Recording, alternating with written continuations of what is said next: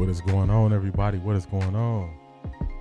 Let me get this down. Let me get on the screen. Let's see. Let's take this down right here. Good morning, good morning, good morning. Hopefully y'all feeling good. Let me get this set up to make sure my sound check is good. Make sure my sound check is good. Doggy Bone, good morning. Yes, sirski.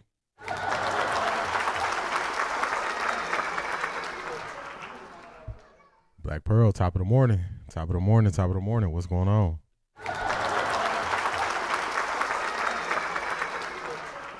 Miss Sparkles, good morning. How you feeling today? How you feeling?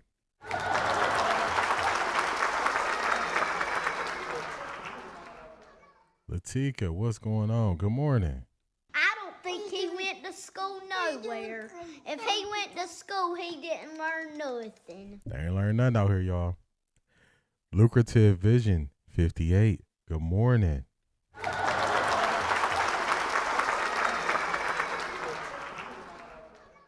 I like what you said right there. Family, PSA, don't fall for the Shador rage bait. It's okay to trust your eyes. He can play. Talk to him. A lot of people are reacting to like 92.3 The Fan, the Anthony Lima, the Kim Carmen argument and all that stuff. I changed the channel. I ain't got no time for it. No time for it. Doggy Bone, yes sir. New Cleveland. That's right. New Cleveland. We're pushing this thing forward.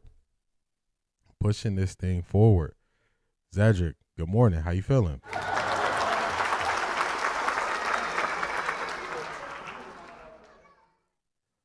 Beast, what's going on?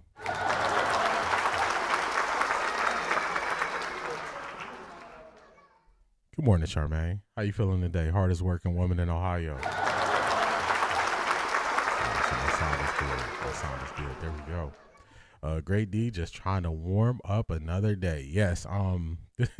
This cold weather. Whoever changed the thermostat, they are no longer in charge. They are no longer in charge. Not at all. C Brown Run. Good morning. How you feeling?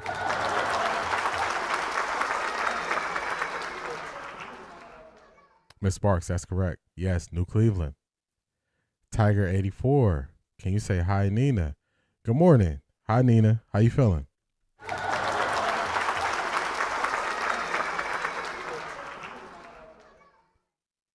Tessa, what's going on? Good morning.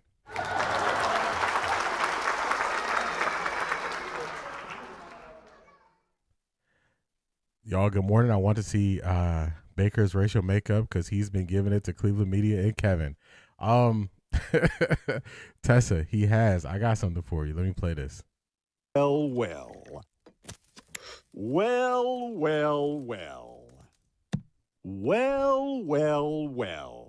Brian, come on. That's how I've been feeling when I've been seeing everybody responding. I'm like, oh my goodness. Kevin has no defenders. Nobody there. Nobody defending him. Nobody at all. My guy sent you a TikTok, Kevin gone, and the story starting to leak out. We got action. The dam is broke. Water everywhere. Water everywhere. Ivar, greetings from Florida. Sapase.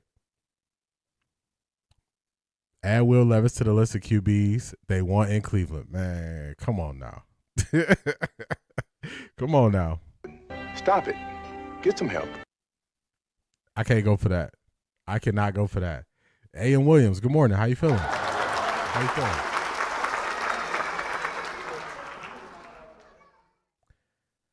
C.A. Anderson, good morning. Seattle in the house.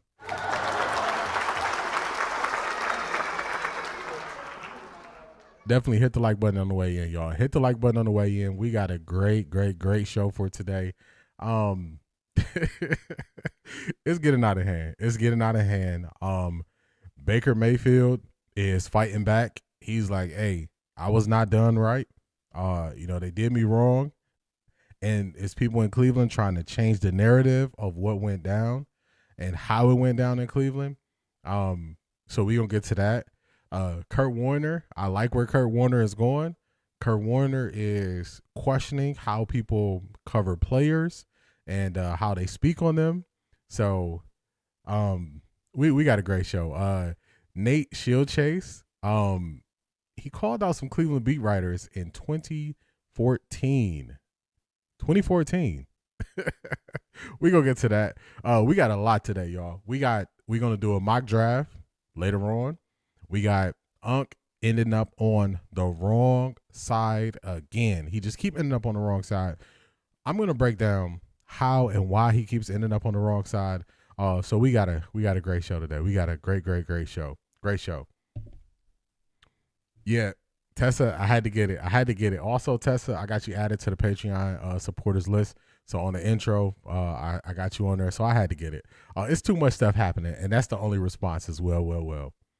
Do they not know both Malik and Will are from the Titans tree? It's hard to say anybody but Shador. That's what they're saying. Anybody but Shador. Buenos dias. Buenos dias, Brent. How you feeling, man? How are you feeling today? How you feeling? It's crazy. I saw somebody showing 3 highlight passes from Will Levis, and I was like, this what we doing? Is this what we doing? Come on now. We can't be doing this. Key Mathis, what's going on? Good morning. How you feeling today?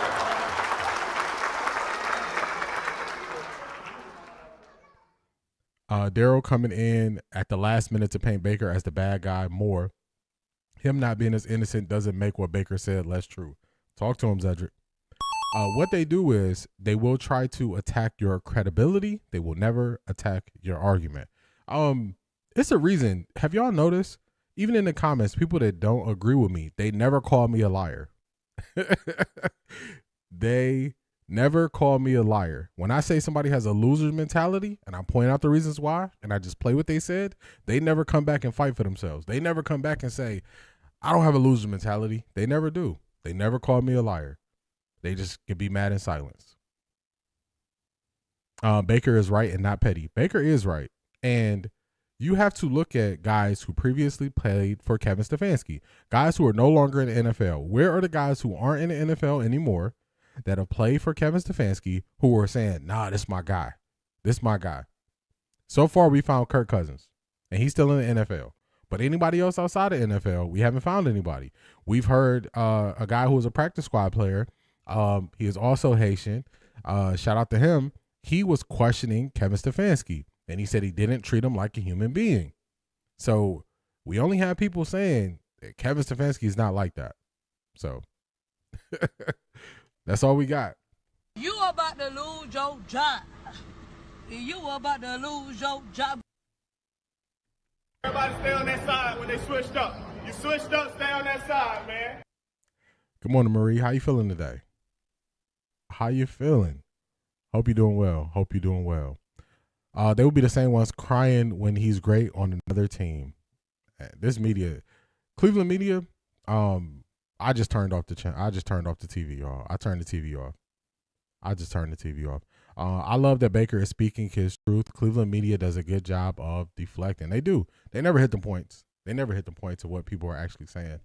They just go to other things, and they don't like being called out. But there is something happening, y'all. It's something happening, not just in Cleveland media. I really started going hard at the media. A lot of Cleveland media, a lot of national media. But what is happening is, it gets centered. There we go. It looks a little bit better. What is happening is people are keeping receipts on people. People are keeping receipts on people, and people don't like it. They do not like it. I really think Baker coming out with what he said yesterday is going to have others sharing their story soon. You on to something. You on to something. So people are not just sitting quiet. People are not, they're not just, accepting what people say at face value. They're saying, wait, you said this day, and you said this day? That doesn't match. They calling them out. In today's stream, we have Jay Gruden getting called out on the spot. We got Pat McAfee calling out Dan Orlowski on the spot and them staying at his neck and not letting him squeeze his way out of it. I'm calling out UNK. It's going to be more people calling people out once you realize they don't have one standard. If you have one standard, if you grade everybody on the same standard, then you good. Once you start trying to change the standard to make excuses, you start to look funny in the light. You really start to look funny and white. Brent said, I blocked them all. Yeah, it's especially right now. There's so much speculation going on. There's no point even looking at them. I'm blessed. Stay on that side. Makes me laugh every time, for real. Ain't no switching up. Ain't no switching up. Let me run it back. Ain't no switching up. Everybody stay on that side when they switched up. You switched up, stay on that side, man. You got to stay over there. Resistance to a culture change is real and nasty. Just hold Cleveland. It'll settle down. Culture change is coming, whether they like it or not. That's the funny part. This is going to happen whether they like it or not. That's the part they don't realize. I don't argue with the sky because it's raining. I adapt to the fact that it's raining. That's what they're doing. They are arguing things that they have no control and no power over. It's a waste. It's cold outside. I'm not going to argue that it's cold outside. I'm going to adapt because it is cold outside. That's what they need to do. If not, they're just going to keep looking crazy. They're going to keep looking crazy.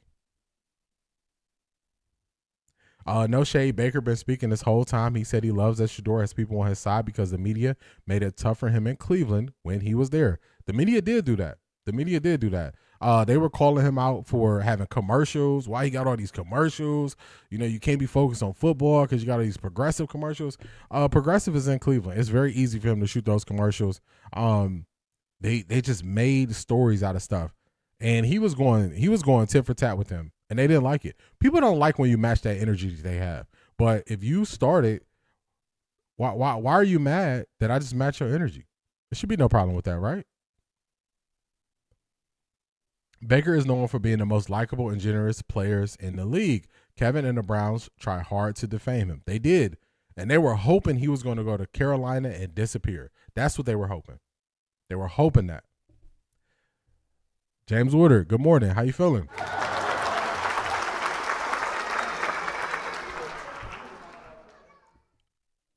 What I'm starting to realize is, you know, when I get up here, I need a clear mind. I need a sound mind. I don't need to be under the influence of anything. What I'm realizing is people on these podcasts, they do so many things outside of the podcast. Then on their podcast, they might be consuming alcohol or other things, and they don't even realize what they are saying from day to day. And they think they say certain things, and when you go back and play the videos or watch the full stream, what they think they said and what they actually said don't match. And when it doesn't match, they just change the subject. And that's the case of UNK. He just changed the subject when people just hold his feet to the fire. Who is Malik Willis? Cleveland wants to be the QB. Charmaine, Malik Willis was drafted by the Tennessee Titans. He didn't have much success there. He was very hesitant to throw the ball in Tennessee. He is pretty athletic. Nothing really happened there. He left Tennessee. He's been in Green Bay. He's been a backup.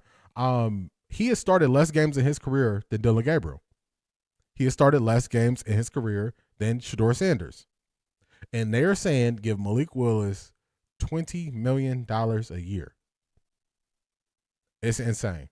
It is insane what they want to do and how much money they want to throw at him. So it don't make no sense. Make sure y'all hit that like button on the way in. We're going to get to it.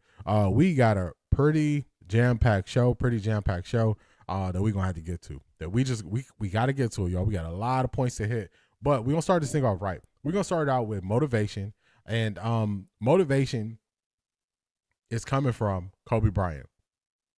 It's coming from Kobe Bryant. The interview I played from Kobe the other day, I played a small portion, but I've listened to it about 3 more times since then. And I was like, I'm not ready to move on from this. We're going to get some more from this Kobe Bryant interview. So that's going to be our motivation. Acho called, said Baker had Napoleon complex. I'm like, bro, why does Acho so content with disrespect if Baker's supposed to just let people talk to him sideways? I live by this, doggy bone. If you disrespect somebody, you cannot control how they come back at you. You can't control it.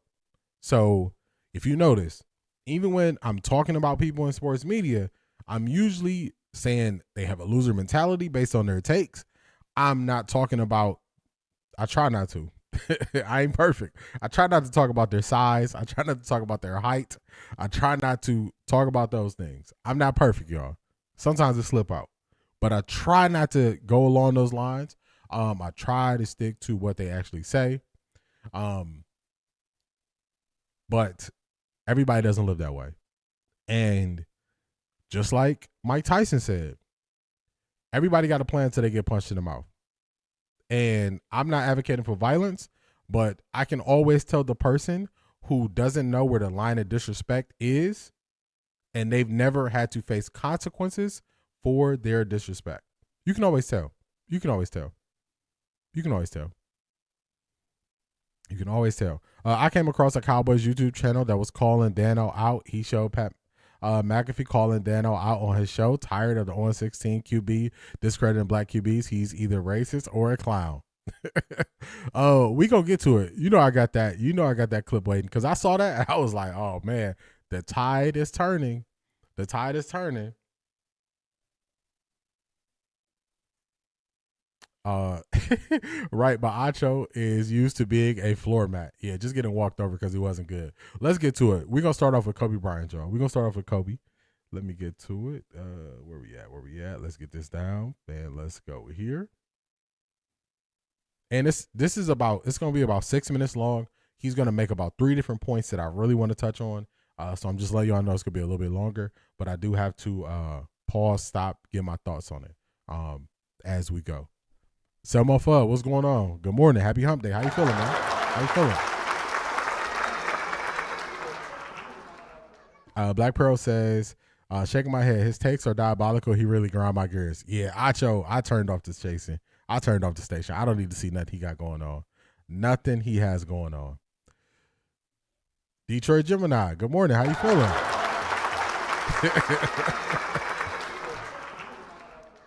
Detroit Gemini, you so right. Every time I think that we could just move on to other things, was it Pookie in New Jack City? It just keep calling me. They just keep calling me. It just keeps calling me back. Every time I think we're gonna move forward, we just can't move away from Cleveland media. It's always something. It's always something. So we're gonna talk about it. We're gonna talk about it. All right, let's get to this interview, y'all. Let's go. Motivation. This is Kobe Bryant's mindset is what set him apart.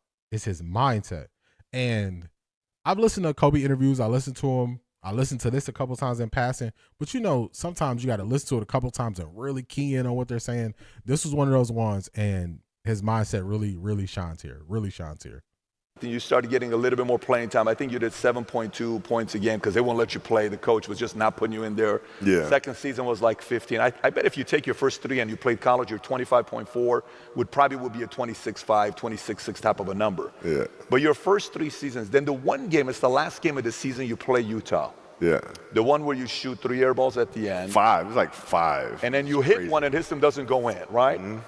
Moses, not Malone, one of the Malones came and spoke to you. I don't know who it was, from the Jazz. Malone, He was saying something, you were not even paying attention.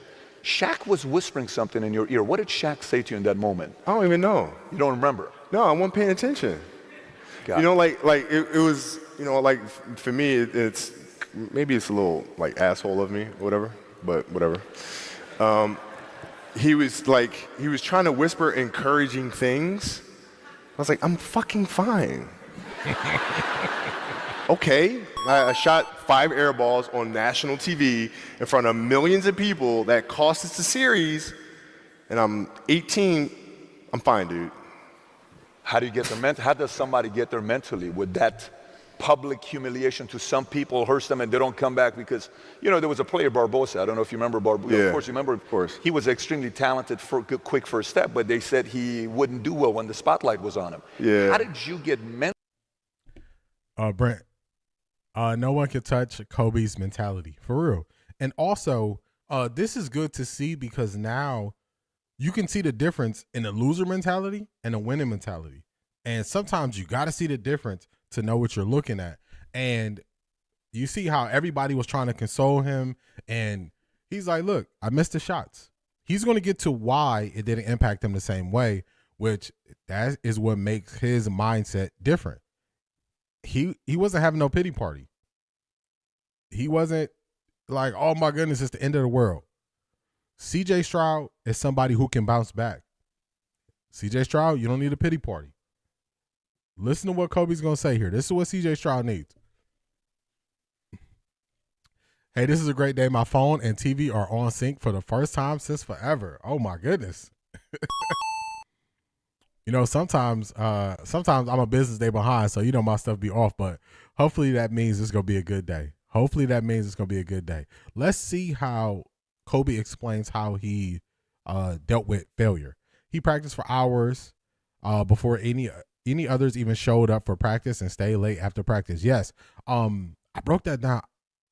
I think I broke that down where he was saying basically if he started early, he could get so much additional work in that over the course of a season, 2 seasons, nobody could catch up to where he was because he had a head start just by starting his day earlier. Actually, I haven't played that yet, but we gonna get to it. Not in this live stream, but I got that waiting. We gonna get to it.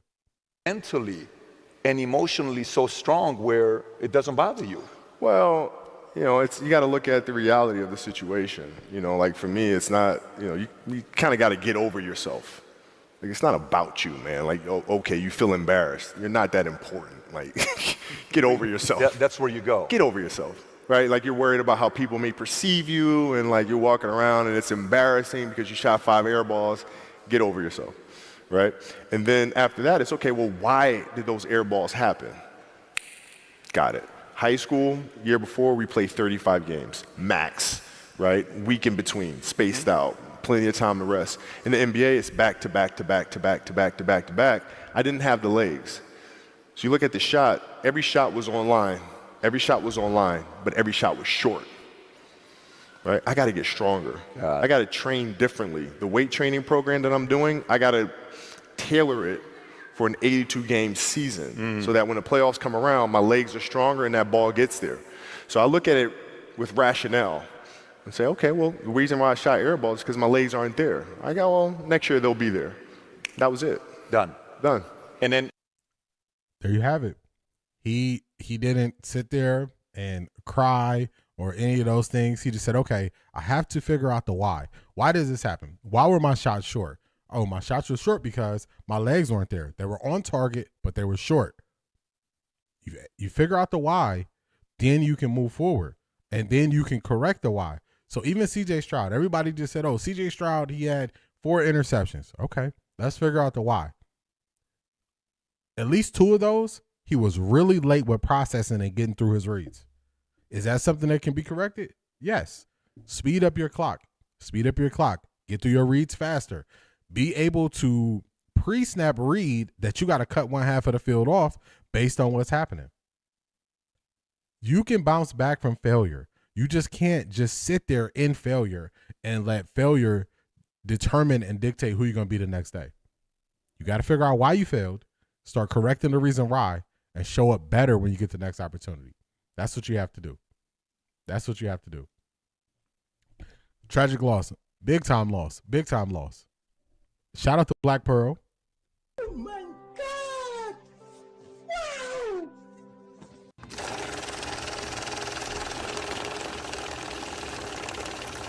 I got money. Thank you, Black Pearl, for all your support. Shout out to you also for being on Patreon. Join the community over there. Ever since Shador has gotten to Cleveland, the light has been shined on how bad the Cleveland media is. Shador's name means light of Almighty, field of light, newsflash, Cleveland, change is coming. You can say that again, Black Pearl. You can say that again. I use a different example, but we got to the same point at the end. In the summer, I said Shador is like lightning striking a small community. The small community doesn't realize how many things they need to fix until they're faced with tragedy, and then they realize everything is bad. Then you're like, man, we got rain. The electrical system, maybe we need to move the lines underground so we can deal with the elements. Then you're like, man, the plumbing is not good, it's backed up, but they would have never knew how bad it was until something happened. Shador is the thing that happened to Cleveland media, and it's highlighting how bad they are, but it is actually in this case, it's a trickle up effect because we're also getting to see how bad the national media is. So Shador, because his name is because his name is so powerful with just you using his name, image, and likeness in your thumbnails and your titles and all those things, and everybody wants to do that, it's exposing everybody. The Cleveland media is really exposed, really exposed. The national media is also being exposed. So a lot of people looking funny in the light. So I wholeheartedly agree with your sentiment right there, Black Pearl. And it's something they can't control. They arguing with the sky about why it's raining. They can't control it. They can't control it. Why they ain't talking about how bad JJ McCarthy is stinking up the joint? Tessa, if you remember when I was breaking down Jason Lloyd's argument about EPA, and I said, look at how Shedeur compares to other people in better situations than him based on what he had to go through. JJ McCarthy numbers was right there by Shedeur's. Cam Ward's numbers, EPA wise, right there by Shedeur. Nobody's calling them a bust. They are making excuses for everything happening around them. Making excuses for it. Nobody would say Minnesota has less offensive talent than the Cleveland Browns. Nobody is saying that because it doesn't fit the narrative. Also, it doesn't move the needle. When they said JJ McCarthy would have went number 1 overall in the 2025 draft, I made a clip of it. I said, we're not going to let y'all change history. There's no way he would have been number 1 overall. And you see it. You see it. It's too early in his career for me to say he's not good. He has not performed well. Let me say that. With weapons around him. That's what I'll say. I'm not going to write him off. But he has not performed well, y'all. He hasn't performed well. I think there's one more point I want to get to here.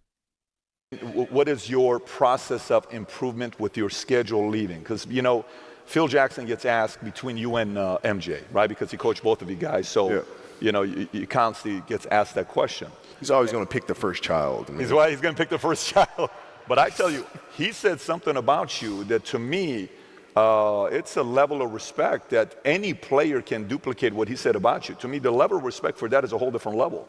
You can't teach big hands, right? You cannot teach that, right? You cannot teach 49, 48-inch, whatever the vertical leap is, and you cannot teach that, right? Sure. But he said nobody in his history of coaching had your level of work ethic. I mean, you hear so many guys tell stories about your work ethic. Yeah. What was really your work ethic like, and for how long did you stay disciplined? Well, I mean, every day. I mean, since 20 years. I mean, it was an everyday process and trying to figure out strengths and weaknesses. For example, jumping ability. Man, my vertical was a 40. It wasn't a 46 or a 45. My hands are big, but they're not massive. Right, so you got to figure out ways to strengthen them so your hands are strong enough to be able to palm a ball and do the things that you need to do. Quickness, I was quick, but not insanely quick. I was fast, but not ridiculously fast. Right, so I had to rely on skill a lot more. I had to rely on angles a lot more. I had to study the game a lot more. And but I enjoyed it though. So like from the time I can remember when I started watching the game, I studied the game, and it just never changed. Technical question here. Let's see how you. Very good answer right there. People just assume because Kobe was in the dunk contest, they saw him doing crazy dunks. They assumed that he just was good all the way around. But if you look at it, he was such a student of the game. They're going to get to it a little bit later in this. He's going to talk about the angles he would take, him knowing what defense's tendencies were, what they like to do, and how he played off of that. So when we bring that to football, that's why I'm confident about the stuff I say. That's why I'm confident, because I'm actually putting the work in. When you put in the work, you don't question if you prepared enough. You know you prepared enough. You're just waiting for the opportunity to show that you put in the work. That's all it is. That's a different level mindset. That's a different level mindset. Y'all see it. It's certain things where we've been watching games doing watch parties, and I'm saying, why won't they just do this? Why won't they do this? And then they finally do it, and it works. Y'all were here for the national championship game watch party. I kept saying, why are they running to the left? Why are they running to the middle? Why are they not running to the right side of the field where their top 5 right tackle is, and he's winning, and he's more aggressive in run blocking? Why are they not running to the right? What happens? They start running to the right. 3 biggest plays come from running to the right. And they were not using it the whole game. The whole game, they weren't using it. So that just comes from preparation where I'm saying, it's an opportunity here. Take it. It's right there in front of you.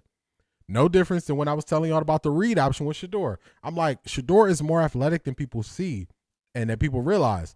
Use Shedeur in the read option in the key moment. What happens? They use Shedeur, a key moment, 3rd down. He breaks a tackle. He gets the 1st down. That comes from me studying and looking at what people are doing and how they are definitive. So I'm right there with Kobe on that. He put in the work. NFL didn't know the magnitude of the draft slot. C.A. Anderson, very good point. Very, very, very good point right here. And they also don't understand why people support Shedeur so much. Because this is what they think is going to happen. This is what they thought was going to happen. If we crush Shedeur enough, people will stop supporting him.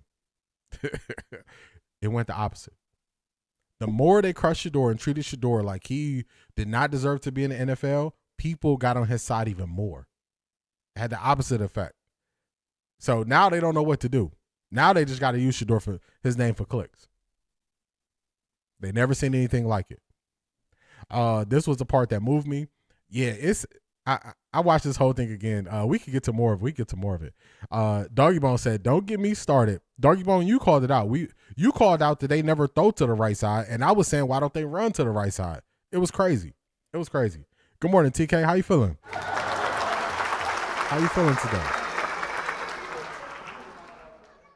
So that comes from us paying attention and watching film. Let's get to some more of this. We got time today, y'all. We're gonna get to the other stuff, but this interview was so good. We can get to more of it. Let's get to some more of it. You can answer this.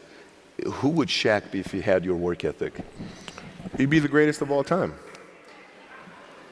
If Shaq had your work ethic, he'd be the greatest of all time. Greatest of all time by sure. He'd be the first to tell you that, for sure. I mean, this guy was a force like I have never seen. I mean, it was crazy. You know, a guy at that size, generally guys at that size are a little timid and they don't want to be tall. They don't want to be big. Man, this dude he did not care. He was mean.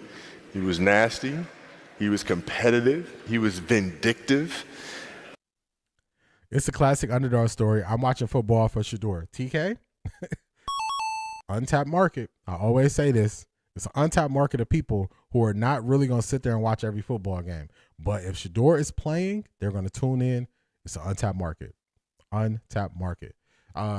Also, glad to hear you doing well, TK. I'm doing good. I can't complain. I feel good. I get energy and I get excited to do this live stream and do this podcast, you know, the 3 times a week we get together. So I feel good. I feel real good. All right, let's hear more of this. I mean, I wish he was in the gym. I would have had fucking 12 rings. If he had the work ethic. My God, yeah. We ain't be close. Wow. And let me ask you this question. And by the way, I'm not asking this question to create feud between you and him. I don't care, bro. Listen, me and Shaq sit down all the time, and I say, dude, if your lazy ass is in shape. I hear you saying all the time, and he takes it. I tell him all the time. I'm asking this question for a different reason. I'm asking this question because, look, we've grown as a company extremely fast. We went from one office with 66 agents to 10,900 offices, 10,900 agents in 49 states, and we're the fastest growing insurance company now. But I say it for one reason. And by the way, this message is directed to a lot of you, so hear me out very simply. The fact that you say the work ethic side, the fact that you say work ethic side, and you say, hey, if he would have worked that hard as I did, do you think if he would have had the same level of commitment to the game as you did, you guys would have had fewer feuds between each other? Yeah, because I don't deal with people that don't commit at that level, but then act as if they do. I don't deal with that. I don't. It's real shit. I mean, listen. So, like, we used to get into stuff all the time because it was like, you know, he would say, okay, Kobe's not throwing me the ball. And, media would take it and run with it and all sorts of stuff. And I'm like, well, bruh, if you were in shape, by the time I run down on a fast break and run back and then run down, you're still coming down the first time, bruh. Like, what the hell do you want me to do? Right? So a lot of our contention came from that. And even though he was older, you were still confronted. I like this insight right here from Kobe. I like it. He's not running from it. He's saying, hey, once I realized these guys wasn't putting in the work as me, I knew I could surpass them. Kobe could have been the greatest of all. Shaq could have been the greatest of all time if he would have had the work ethic of Kobe. Once you start to see that, that gives you a different level of energy to go do what you're doing. Once I realized that in the NBA they weren't watching games and they were getting up there talking about it like they were watching them, I was like, it has to be this way in the NFL. So I realized the NFL wasn't watching games. So if you are not watching the game before you speak on it, you are definitely not watching film to find out where the mistakes were and what they could have done better. So once I started to see these things, I realized I could move past people. I realized I could move past people just because I was willing to put in the work that they're not willing to put in. So great points right there. Great points right there. Those are some great points. I'm glad you're feeling well. I look forward to the lives that get me through the day.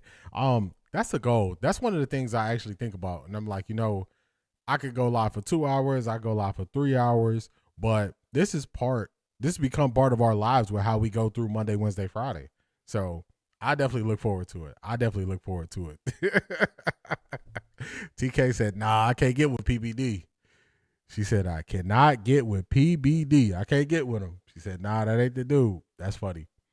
That's like Shador not throwing the ball to Judy. TK? That is very valid. I threw you the ball and trust in that Ravens game. You sold me out by not being in the right spot. I'm not just gonna put the trust out there. We're not supposed to be there. He's also gonna get to, they were playing, I don't know if he said Portland or Phoenix, and he would throw the ball in the Shaq and they would foul Shaq and then Shaq would miss the free throws. And then Shaq would get mad that he wasn't throwing the ball. And he like, man, you got to catch it off the rebound because you can't make free throws. And in the moment, that's going to sound harsh and abrasive, but it's the truth. And what we're learning is I rather people say the harsh truth first. Don't come back and, don't tell me later what the truth is. Tell me in the moment what the truth is. And then I can deal with it. But when you sugarcoat it, dance around it, don't put it how it is, I can't go for that. I didn't like Kobe because how he treated Shaq. Shaq was my guy, but now I understand. But Shaq is still considered the GOAT, though. It's not universally recognized that Shaq is the GOAT. Shaq really could have been cemented as nobody would question, nobody would argue it, greatest player ever. On the outside looking in, it seems like it was mistreatment of Shaq. But then now when Shaq comes back and talk about the regret he has because he wasn't putting in the work, then you got to realize in the moment it seemed off-putting, but in the moment Kobe was right. In the moment he was right. Let's keep it moving forward. Let's see what we got next. Let me get this going. Chicago dislike. All right, before we go there, we're going to get to some of the Cleveland stuff. Let's get to some of the Cleveland stuff. We got to take it over to X. And we're going to get to some of the stuff that we got going on. Just some funny stuff. Then we're going to get to some people pulling receipts on these people who speak on sports. Let's go here. All right, so this is Kurt Warner, the top post on X. Big pet peeve of mine with ex-NFL players doing analysis is how they watch tape and project something on a player that is easy to see on tape, but realistically is a lot more difficult or by no means a gimme in real life. Yet they make it sound like a good player has to do this. There's nothing wrong with saying, although difficult, this is what needed to happen here, or this needed to happen, but I know I would have had trouble with this also. And point out we weren't perfect either. So the expectation isn't they should have, and it becomes they needed to, even though it's very difficult to do. Even though it's very difficult. I really appreciate Kurt Warner saying this. Wet 11s and Shanithia are like, pull up Dan Orlovsky's stats. Pull up Chase Daniel's stats. They are making it seem like stuff is easy that they never were able to accomplish in their entire careers. So I like the fact that Kurt Warner's saying this. It takes somebody like Kurt Warner to say this, a Hall of Famer, so then other guys, they can't really push back on it because they know where he is in the hierarchy of QBs of all time. So I'm happy he said this. Very happy he said this.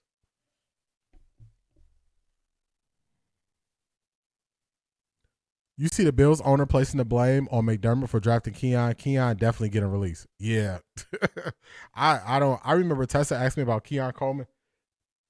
Keon, he has a likable personality, but stuff is going wrong there. So I don't want no more distressed assets. And to me, this is the owner pushing back because people are questioning why they fired McDermott and what you're going to do that's better or what you're going to get out there that's better. So they got to start slinging mud on McDermott to make him look bad. JJ started making them catches. Tillman started making them catches too. Shedeur Sanders shined a light on them drop passes. He did. He did. That's why, to me, if you just have one standard that you grade everybody by, then you don't end up in these situations. You don't end up in a situation like Dan Orlovsky. Dan Orlovsky always has to backtrack on something he said. Shannon Sharp always has to backtrack on something he said. They have to do that because it's not one standard. So if I say Jerry Jeudy shouldn't drop the ball, the other guy shouldn't drop the ball either. That's one standard. You don't. Have y'all noticed that I never have to go back and apologize for how I heavily criticized one player and didn't criticize another player for the same thing? It's intentional. It's something I think about. It's just one standard. They don't realize that. They have still not caught on to new media pulling receipts of what people say, and they are trying to figure it out in real time. And it's like an old person when they first try to use an iPhone. They're just stumbling and fumbling trying to get through it. So that's how they're dealing with it in real time. I appreciated how transparent he was after he retired. Newfound respect for him. Yes. Kobe, he always went up against teams that I was rooting for. So just as a player, I was the biggest Kobe fan. But once I got to know him more off the court, I definitely became a bigger fan of his. But he was on the other side of putting out teams that I really liked. Especially my favorite basketball player of all time is Scottie Pippen. So when Scottie Pippen was on Portland, and I really thought that young Portland team that he was with, I thought they were going to be able to do something. And when they got all those foul calls, and then they came up and he threw the alley-oop to Shaq, and they end up coming back from 9 down in like less than 2 minutes or something, and that snatched the hopes of Scottie Pippen winning another championship without Jordan. I just couldn't stand Kobe and Shaq collectively, but definitely grew to respect them more later on. Kurt Warner was my dude, for real. When Kurt Warner says something, they can't just poo-poo it. They gotta accept it. So I like the fact that he did that. Now they're saying AB doesn't know what he is doing because McDaniels did come to his interview, and now they haven't completed the Rooney Rule. Poor AB. They're gonna be on his every move. He gonna be fine. I think they don't know what Andrew Berry plans to do. And to me, this means they are not in a rush. He told people they were not in a rush, and they were not just going to go grab somebody just to grab somebody. So I think he spelled it out, but people didn't want to hear it. People didn't want to hear it. They didn't want to hear it. Zero room to talk, and that's why they're attacking Shedeur. He can do more than they wish they could. Zedric, that's a fact. Is Isaiah Bond wide receiver 2? I want to see Isaiah Bond wide receiver 3. I want to see him wide receiver 3, but I want to see him get a lot of targets, and I want to see them put him in situations where he can exploit the defense. D, when did Kurt Warner post that? No, Nate Shieldhouse, he didn't respond to it. These are all the posts that I bookmarked and saved that I want to talk about. But Kurt Warner said this 5 hours ago. He said this 5 hours ago. 5 hours ago he said this. Wet 11s, good morning. How you feeling?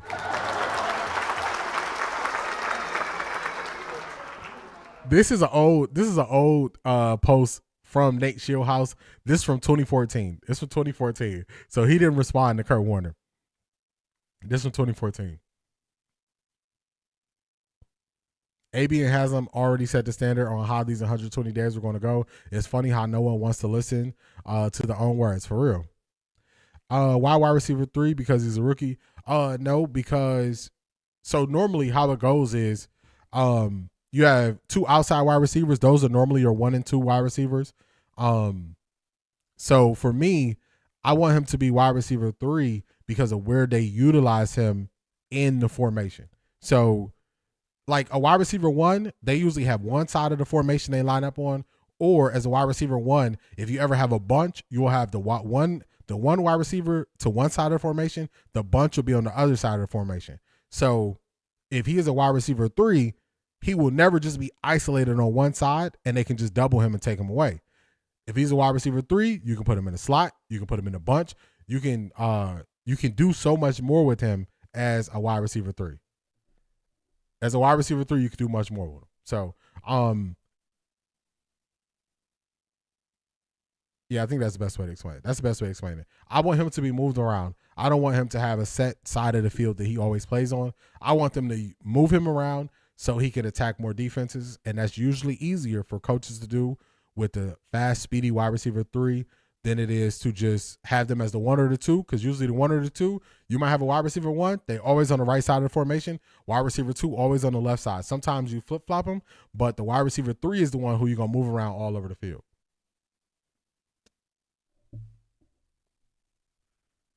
Okay, good. I'm glad he called him out. Yeah, I'm happy Kurt Warner said that.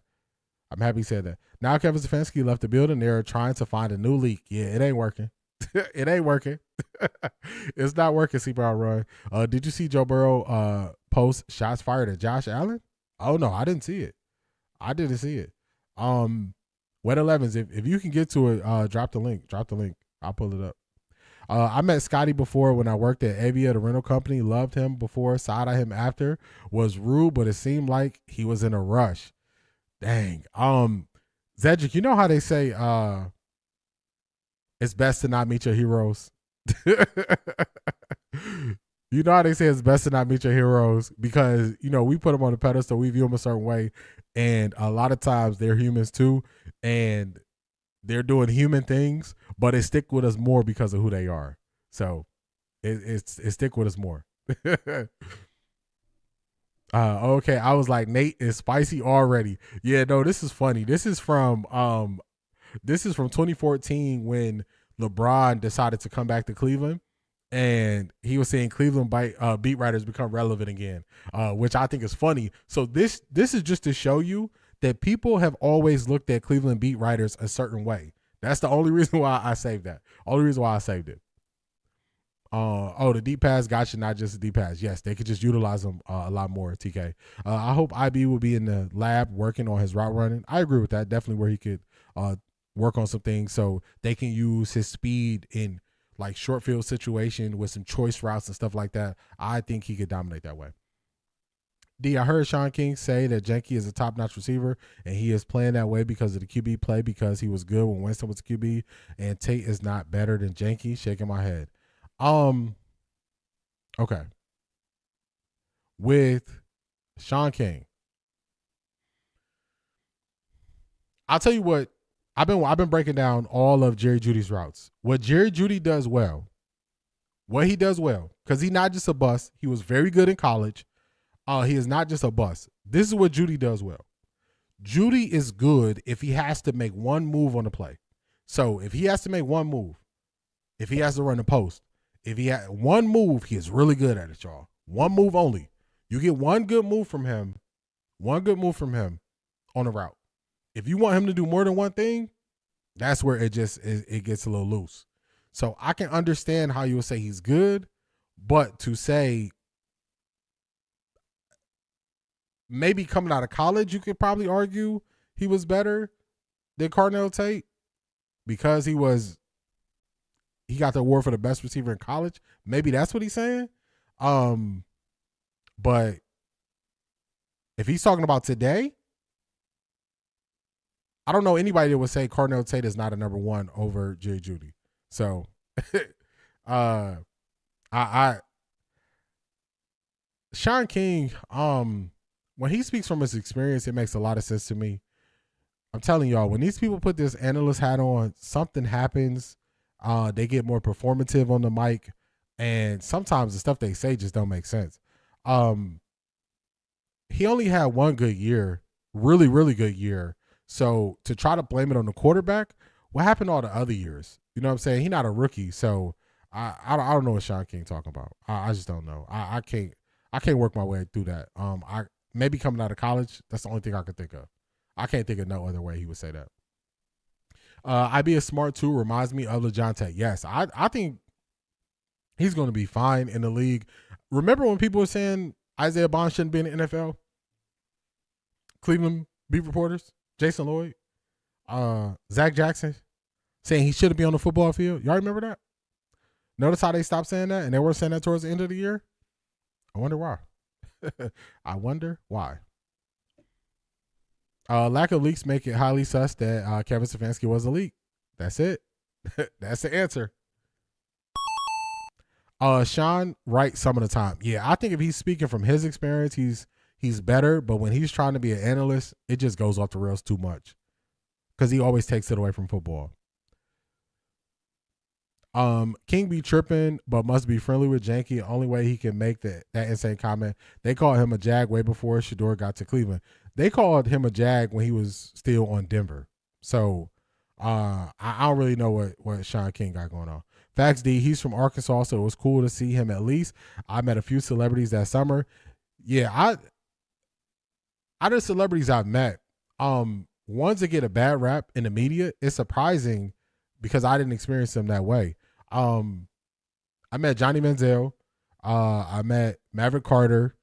I met them when I worked in Cleveland at a restaurant. They came there for brunch, and we were real busy, so they called me in because I was managing, and I had to go show up, and they were there. They were there at a party. They had a party of like 6 or 8, one of that. But they were super cool. Johnny Manziel was cool. Maverick Carter was cool. Spoke to them a little bit about college football because it was on a Saturday. What game they want to watch? They said whatever. So they were cool. Met Joe Hayden. Joe Hayden was cool. Met TJ Ward. TJ Ward was cool.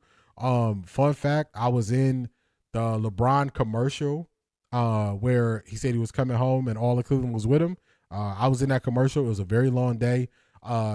Somebody I know really well, their sister was one of the executive producers. So they hired us as the premier extras for that shoot.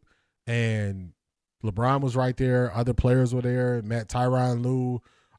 Met LeBron's high school coach. Met a decent amount of people there because they had a lot of the extras. They never had no waiting area, but the premium extras had like waiting area, and you would be around some of the high profile people who was in the commercial. So I met some celebrities, and it was cool. It was cool.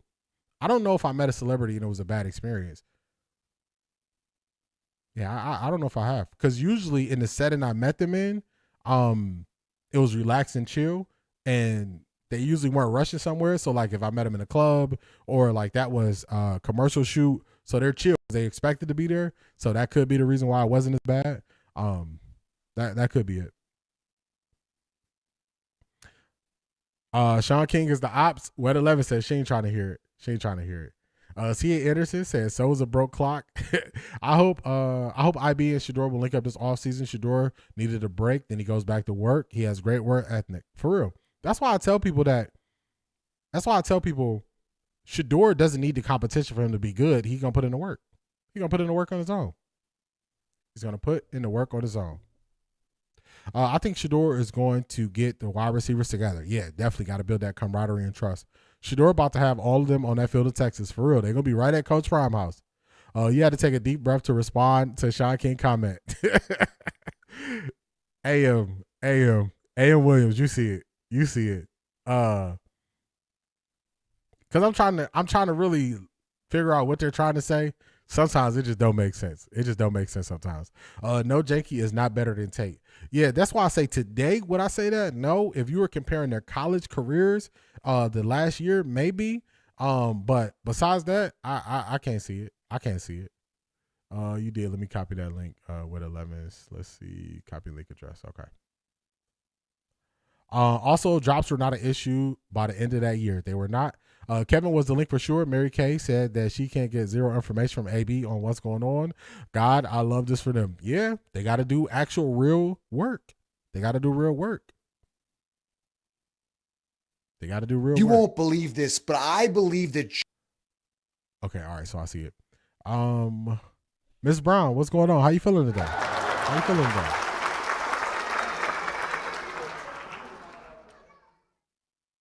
All right, what 11's I got the post. I got the link. What I don't like about Sean King is that he tries to pose like people are really checking for him. He said when he speaks about certain QBs, the QBs become who they believe they are. What did Kobe say? Kobe said, "You're not that important. Get over yourself." Hey, that's what Kobe said. That's what Kobe said. So I'm a ride with Kobe. I'm gonna listen to Kobe. All right, let's push it forward. All right, Baker Mayfield. So some people are trying to rewrite history, y'all. In the Cleveland space, the Cleveland media space, they're trying to rewrite history. They're doing so much to try to prop up Kevin Stefanski that they are just throwing anybody under the bus. Any person, they'll throw them under the bus. Anybody can catch a stray. Baker Mayfield, he clapped back. So this person said, Kevin Stefanski had a dumpster fire quarterback in Cleveland. Baker Mayfield, Deshaun Watson failed, which started a chain reaction to 11 other starters. QB Shedeur Sanders closed out last season with 7 starts. This person clearly is not a Cleveland Browns fan because that's definitely not the way you would summarize Kevin Stefanski's time there at all. That you doing some favors by even trying to word it that way. Baker, he claps back. Failed is quite the reach, pal. Still waiting on a textless call from him after I got shipped off like a piece of garbage. Can't wait to see you twice a year, coach. Talk to him, Baker. So I'm just going to fill in some of the gaps because people are using revisionist history when they're retelling this story. So I'm going to take y'all back through it. This is what happened. At the end of the year, the Baker Mayfield was injured, and he played out the year injured on a bump throwing shoulder. Him and Kevin Stefanski got into a big beef right before the last game of the season against the Pittsburgh Steelers. Big beef. Because Baker said he's going to make the decision if he plays or not in that last game. And the Cleveland media started attacking him, saying, oh, your brothers are going out there, so you need to go out there. Just using this opportunity to attack Baker. Baker Mayfield goes out there. Everybody knows he has a bum throwing shoulder. He had been playing on a bum throwing shoulder for half of the season. Everybody knew it. He needed shoulder surgery. Everybody knew it. What does Kevin Stefanski do? Now, this is when Kevin Stefanski was the play caller. Let me pull it up for y'all. Let me not just tell y'all. Let's do this. I'm going to pull up how many times Baker Mayfield threw the ball in the last game of the year. They said that guy who posted this is a Falcons media guy. It makes sense. Because I was like, this person clearly don't know the situation. And it's even Cleveland people who are trying to change the circumstances of what happened. That's not how it happened. It did not happen the way that he's trying to say it. It's a guy named to start with a Q in Cleveland. The way he's trying to say it is other Cleveland media people trying to twist the narrative of what happened. But I'm just going to break down the truth of how it went down. I'm gonna break down the truth of how it went down. So let's do this. Let me pull this up. Baker Mayfield bumped throwing shoulder, needed surgery afterwards. How many times y'all think Kevin Stefanski dropped back for him to throw the ball the last game of the year? Let's find it. Let me look it up.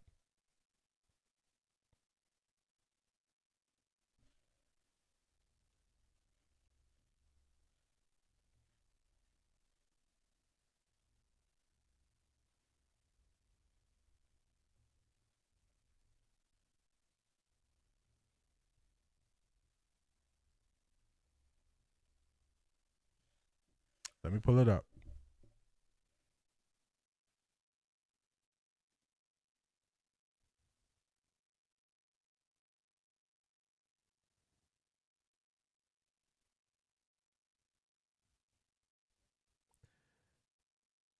Let me pull it up. Let me go back to the games. And also, in that game, he would not send help for TJ Watt. They said this particular journalist loves to start drama. I believe it.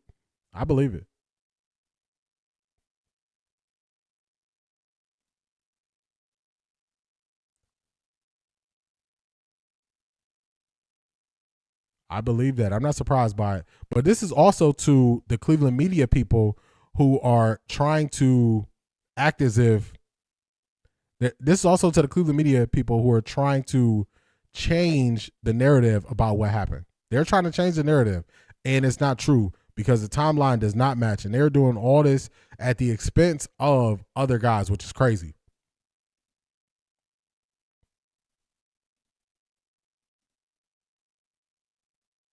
While I'm looking this up, I'll also tell y'all more. So in that last game with the bump shoulder, Kevin Stefanski did not double team TJ Watt. He did not double team TJ Watt, y'all. He just let TJ Watt run free in that game. TJ Watt was teeing off on Baker Mayfield. He put no help over there. He sent no help over there, let TJ Watt tee off on him. It was crazy. Where are the stats from the game? I'm pulling it up on my end.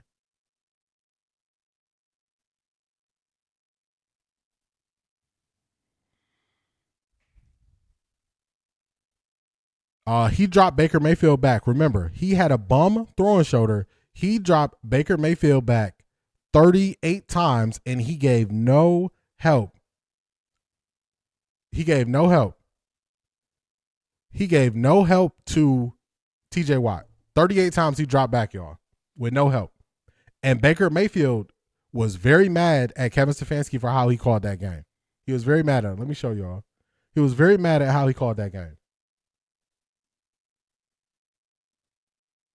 Oh, I got this in a separate tab. Let me put this back up here. He was very mad at how he called that game. He was flipping out. He like, man, you gonna send me out here and have me throwing the ball like this? So the riff had been going on all year. This is a stat 16-38 with a bum shoulder. Bum shoulder. Now, after the season, y'all know Cleveland media is messy. Cleveland media said,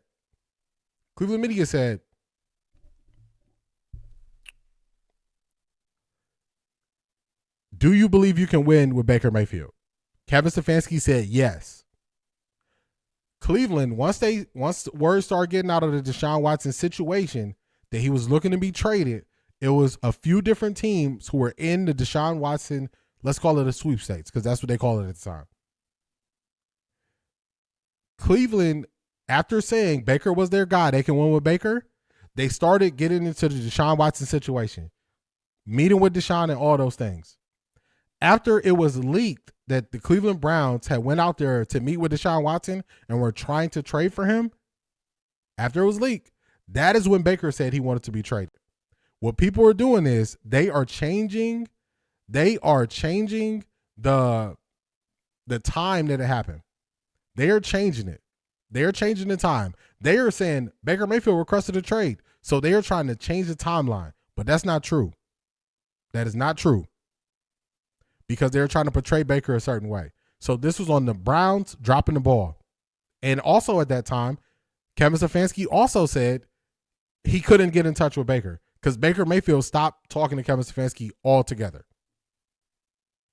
He stopped talking to him altogether. Altogether, y'all. He's like, man, I'm not talking to him no more. So when people are trying to change the narrative of how this happened and put this in a different timeline, it's not happening how they said it happened. It happened differently, y'all. It happened differently. So Baker is right. The people who are trying to change the narrative are wrong. They're wrong. So I just had to show you all that.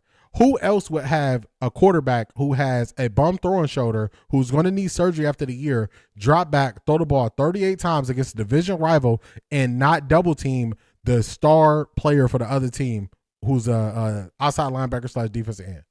Nobody would do that. That's what Kevin Stefanski did. That's what he did. You met former Browns, Andre Davis, and Carlos Baerga. I did. I had the baseball from Carlos Baerga for a very long time. I don't like to lose stuff, but I end up losing it, which it kind of sucks. Yeah, and their fans are used to rushing the search so much so that they want AB to interview 2 minority candidates so they can hire Grant Udisky by the end of the week. Yeah, it ain't gonna happen. They're arguing with the sky. You can't control You can't control the weather. If the sun is going to be out or if it rains, you can't control it. You got to adapt. They're having a hard time adapting. I saw this article and I was like, who is Ledbetter journalist and what does he have to support this weak claim? He don't have nothing. I think my feeling about Baker was that he wasn't going to take the team so far at that time. We had a window and he couldn't get us through. C. Brown run, I think a lot of people felt that way. A lot of people felt like Baker was really good, but if it came down to it, he probably can't push us forward. I think a lot of people felt that way. Like the Rams preseason game, Ravens game, Bears game. When he wants to prove a point, he'll put the QB he doesn't like in a bad spot. It's happened. It's happened in different times. It's different points of Kevin Stefanski's time here. He's done that. Jameis Winston said he signed with the Browns so he can run Kevin Stefanski's offense. As soon as Jameis Winston became the starter, Kevin Stefanski gave up play calling, and he didn't even tell Jameis that he wasn't going to be calling plays when Jameis became the starter. He just gave it up to Ken Dorsey. A person came here to run your offense, and then you give up play calling when that person becomes the starter. So he has moments that are definitely questionable. He does some stuff that's questionable. It seems like Kevin Stefanski has been getting away with this questionable play calling for years since karma is coming. Yeah, it's everything is coming to the light. Everything is coming to the light. Everyone wanted Deshaun Watson over Baker at that time. I agree, C. Brown run. It was very few people who were saying this is not an upgrade. Kevin Stefanski is dangerous. Yeah, because everybody looks at it as if he could do no wrong. He could do no wrong. And it's like, nah, once you start pulling the facts on him, you see he did some stuff that was wrong. You just see it. It's there and obvious. So y'all are going to see people try to say this happened a different way. That is not how it happened. That's not how it happened. Not how it happened. So shout out to Baker Mayfield for putting it out there and correcting people who are trying to start mess. All right, let's get to Mike McDaniel's not taking a head coaching job this cycle. It makes sense. Usually coaches get about 2 opportunities to be a head coach. From there, they become a long-term coordinator. To me, it's some of these jobs that if I'm Mike McDaniels, I'm not going into. I'm not really going into a job that is not going to just present me in the best light for long-term. So it makes sense for him to take an OC job. Some of the offensive coordinator jobs actually look better than some of the head coaching jobs. Do you want to be the head coach of the Cardinals? Or do you want to be the offensive coordinator for Philly or Detroit? Or do you want to be the head coach of the Baltimore Ravens? So if you're not going to get that job, you were looking at, let's look at the best OC job. Plus, they said him going back to California was a big thing for him. So you're going to make decisions based on where you're going to get to live, how you're going to get to, enjoy your life outside of work. So I get it. People want to make this a knock on the Browns, but it wasn't just the Browns that he's turning down. He's turning down other head coaching jobs too. So I don't look at this as a knock. I look at this as a person making the best decision for them. That's the best decision for him. I'm perfectly fine with it. Perfectly fine with it. And Herbert needs some help because Herbert has been struggling. Master manipulator. You don't do dirt and keep your hands clean for too long. Nope. Eventually, people see the residue. I think it'll make it easier for Herbert. Need to see that translate to the playoffs now, though. That's a fact. Herbert is going to be part of the breakdown that we have when we talk about Shannon Sharp stuff. All right, so we did a watch party for the national championship game. Quincy Avery called out something that was obvious. We all saw it, but for whatever reason, you get a lot of backlash for saying this because people want to defend Fernando Mendoza for some reason. He's the person they're really trying to defend. So Quincy Avery, which this is Deshaun Watson's QB coach, I don't always agree with his assessment, but he saw something that was happening. It was very clear in real time. He said, I really like Mendoza, but this isn't quarterbacking like an NFL QB. This is just RPO after RPO. That's the same thing that we saw during the national championship game. Now, this is a hot button topic because everybody kept saying Shador never played in a pro-style offense, and that was a big talking point. They used that point to knock Shador. But as soon as you put that lens up to any other quarterback, you realize a lot of these guys aren't playing in pro-style offenses. Majority of colleges do not run pro-style offenses. So to make it like that was a big knock on Shedeur, and then this person who they're hyping up as the savior of an NFL organization, and he run an RPO after RPO where he's reading one guy, it doesn't match. You set one standard, you maintain that one standard that you grade all quarterbacks out of. You don't have to keep going back and forth and make excuses for other people. Y'all gonna keep hearing me say the one standard is very key. One standard. One standard. So we all watch this happen. This is actually going to cause a heated debate on the arena, which we're going to get to that next. They swear up and down Shedeur's the reason the Browns don't have a coach yet. Yeah, Shedeur is not the reason. I think they're looking at somebody or highlighting somebody who currently is still coaching on a winning team. I think that's what it is. Also, let me say something. Everybody who's saying that Jim Schwartz should be the head coach, I'm going to tell y'all very quickly and very easily explain to y'all why you shouldn't make Jim Schwartz the head coach. Let me hit y'all comments and then I'll tell you why. Agree. He better be careful. He has children. Karma doesn't always come back on the person who deserves it. That's for real. That is for real, Black Pearl. Shedeur is probably the least of these coaches' concerns right now. For real. There are way too many factors to suggest it's him. For real. Kevin Stefanski is in for a rude awakening coming to Atlanta.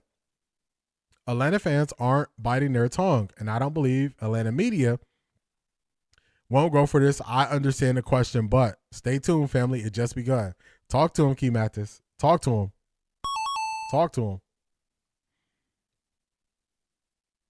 Yeah, Marie, those people are clowns. I don't listen to them. Once they start with that, I just click out of the video. It's all trash takes, in my opinion. I agree with that. Are you doing a live this weekend, C. Brown Run? I am. So 2 games this weekend. To me, the AFC game between the Broncos and the Patriots, I just think the Patriots are going to win.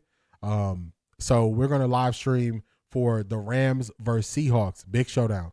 That's what we're going to do the watch party for. Rams versus Seahawks game. So I'll make the thumbnail and I'll get it scheduled out. Quincy is on the ops list. Instead of him talking about everybody else, he should have kept Deshaun off the tables. Wet 11s at his neck. I don't disagree with people 100%. I don't agree with people 100%. Like someone said earlier, a broke clock is right twice a day. I don't knock people when they're right. I don't knock them when they're right. His assessment of what was happening in that national championship game was accurate. D, during the draft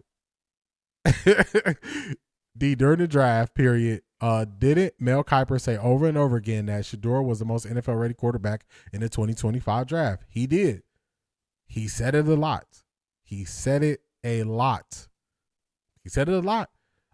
To me, based on the progress Shedeur was able to make in his short amount of time, I think he was right.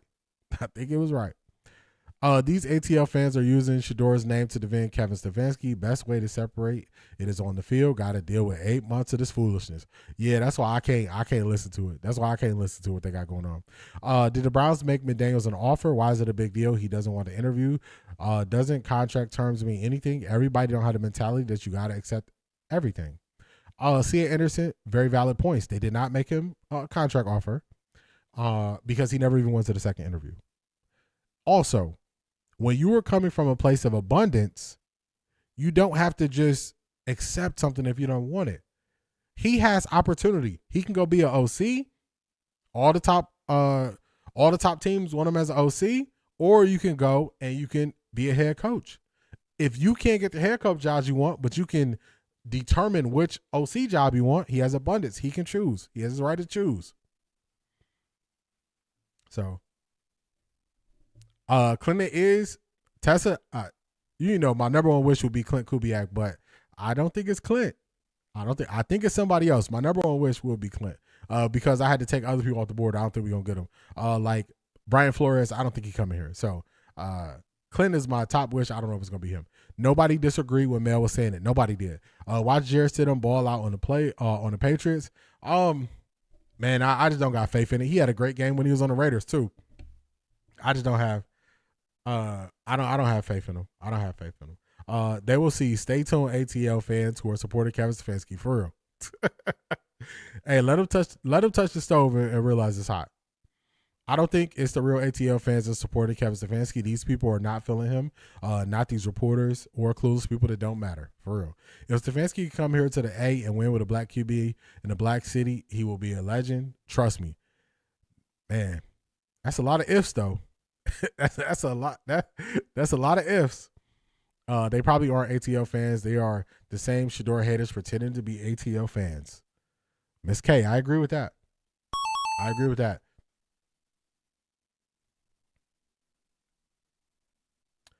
Well, if I was choosing a team, Shador is not a factor. I would be looking at how they let going down Dylan started and they trusted Kevin. That's more questions.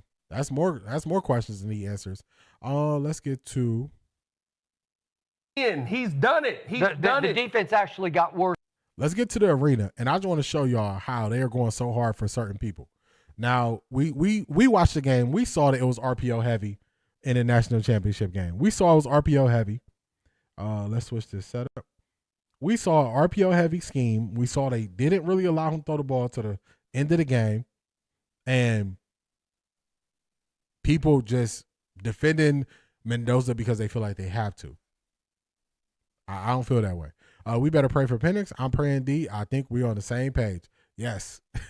Yes. Give me Clint. If I can't get Clint, it's somebody else. Y'all know I like Nate Shieldhouse because I like the tree of people who came from the Sean McVay tree and the roles that they were in prior, and he is right along those lines. Listen to how they're arguing about this. When you have athletes in the media and you take a shot at them, they're going to match you with that same energy. So I want y'all to remember that because this is going to be the arena. Then we're going to get to Dan Orlovsky. And y'all going to see these athletes, they not playing, and they saying it with their chest, and they looking you in your eye when they say it. This is the arena. Worse with Micah this year. They're statistically, they got a little worse. It worse. went from 5th to 12th. Even with him. But that's at the end. Even with him, no, they was not 11th. No. They was not 11th when Parsons got hurt. He got hurt. Was like number 5 defense. He got hurt. They was still oh yeah. We wet 11s. We got that coming up next. We got it coming up next. We're gonna play the clip from Pat McAfee show. Shanithia, what is going on? How you feeling? Broncos country, let's ride. Broncos country, let's ride. Come to Offtharecorddee, where we gonna read your super chats. Your voice is gonna be heard. What's going on, Shanithia? Welcome in. Welcome in. He threw maybe 6 passes past 15 yards. Everything was short. RPOs aren't deep passes. CO7 111. How you feeling?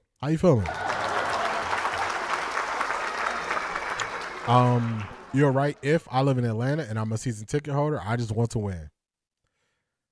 And I feel for you, man, because see, it's 2 things that I think my 2 biggest knocks on Kevin Stefanski are in-game adjustments and clock management.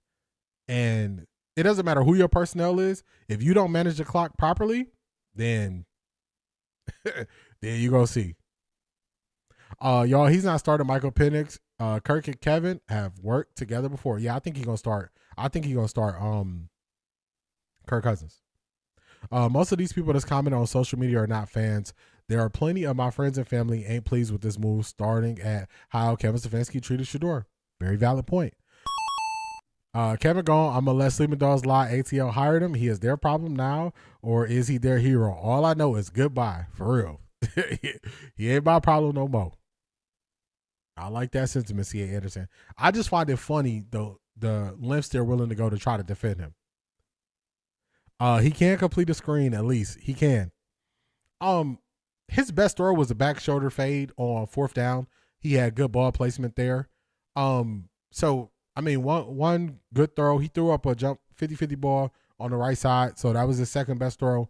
But if you were saying he was just out of this world, then I don't know what you were looking at. Top 6. That's what I'm saying. It was like number 5 or 6 when Parsons got hurt. Okay, so how many chips does Hafley have? Help He don't got none. Oh, okay. Well, then, bingo. He's coaching in the NFL. Yeah. I mean, Signetti, Well, how do you bro. hire- Signetti, man, listen, man. I could have. What is an RPO-D? It is a run pass option. So what'll happen is a lot of people like to run. They run it out of shotgun. So you're reading two defenders on the play. If you have a slant and they don't have a middle linebacker leaning to that side of the field, if the safety doesn't come down and he plays back, instead of handing it off to the running back, you'll throw it to the receiver. If the safety comes down or if the middle linebacker is there and they're going to cut off where you could throw the ball, you're going to hand it off to the running back. So you are not reading the whole field. It is not heavily used in the NFL. It is very simple. It works in college because guys could be out of position and stuff like that. So it's a very basic concept that gets ran a lot in college. The NFL are way better at defending it and disguising it. So it's just a simple read. Safety came down or linebacker is here. I can't throw the ball. I hand it off. Safety is back. Linebacker is not there. I throw the ball. Very easy read. Very easy read. That's why so many people are calling it out, because it's not something that works a lot in the NFL. The only reason why it'll work in the only way it works in the NFL, actually, only in certain situations with very athletic quarterbacks it can work, because you have the threat of the run, so they may be defended a little bit differently. But it's just a very simple concept, and that's why people calling it out. Hopefully that answers the question for you, Detroit Gemini. Only people defending Kevin Stefanski is media. Not one player came out to call him a good coach like they did Raheem. CL7111. I've been saying that for a long time. That's something that could have benefited Shedeur a little last year that they didn't do much of. Yeah, they were not creative. They were not creative. Maybe if you guys stay on his neck about Penix, he would have to play him like we did for Shedeur. I know the feeling. The Cowboys is my team. Good luck, but watch his moves, not what he says. I agree with that. Shedeur trying to build the new Cleveland. He could take Jackie Judy too. So it's a play when it's basically in the hands of the quarterback on what to do. No, it's all determined by what the defense does. It's all determined by what the defense does. So if the safety comes down, the quarterback is kind of not making the decision. The defense makes the decision for you. They make the decision for you. So it's not like where a quarterback is reading it, or safety comes down, linebacker is here, the pass is taken away. And they run a lot of plays like that. The play where he ran for a touchdown, he said, if they were in man, I was supposed to do this. If they were in zone, I was supposed to do this. They ran half field zone, half field man. He just decided to run. So that's an example of a very simplified. On the flip side, on the interception that Carson Beck threw to end the game, they were in cover 2. It was clear they had 2 high safeties. It was clear that it was a shell. Kind of bad play design because they didn't have anybody take the flat to make that cornerback play underneath and stay underneath. So if you don't have anybody in the flat and you're the cornerback on that side, you just keep floating back. And you can undercut things because you're basically a free defender at that point. So Carson Beck was supposed to read it. He didn't read it properly because they didn't have flat. But RPO is just a very basic thing. It's very basic. Very basic. Defense does this. I do this. You can, if you want to be technical, you can say the quarterback is reading it, but it's not really a difficult read because the defense is determining what you do pre-snap. Listen, I am just glad. Elated Tights didn't hire Kevin like Dano suggested. Well, Atlanta, good luck for real. C Brown Run says I still has grace for Jerry Judy. He can look better if they go get a true number 1. Too bad fans in ATL. Sometimes a reset is what's needed. Got to let it play out. I'm trying to be diplomatic. It ain't working. Cam would have lost it. It would have been bad out there for real. I don't think Penix will be healthy enough to play. Also, I saw a player saying they didn't like how Kurt was removed. Yeah, I don't think Penix is gonna be able to play this year, but I guess moving forward after that, you'll see if he's gonna be able to play. But when it coached that Indiana team, we'd have won a fucking chip. I just threw up. Like that. I just threw up in my mouth. I throw up in my mouth when I look at your resume. What you talking about? Lord have mercy. I mean, you might not have won a chip there because the respect level ain't there. They're going to respect me. I don't know if they're going to respect you. So, they probably won't. No, they probably I throw up in my mouth when I look at your resume. Okay, good. You feel me? Yeah, I hear you. Keep throwing up in your mouth. Hey, I think you'd be a great. Oh, hopefully y'all caught that.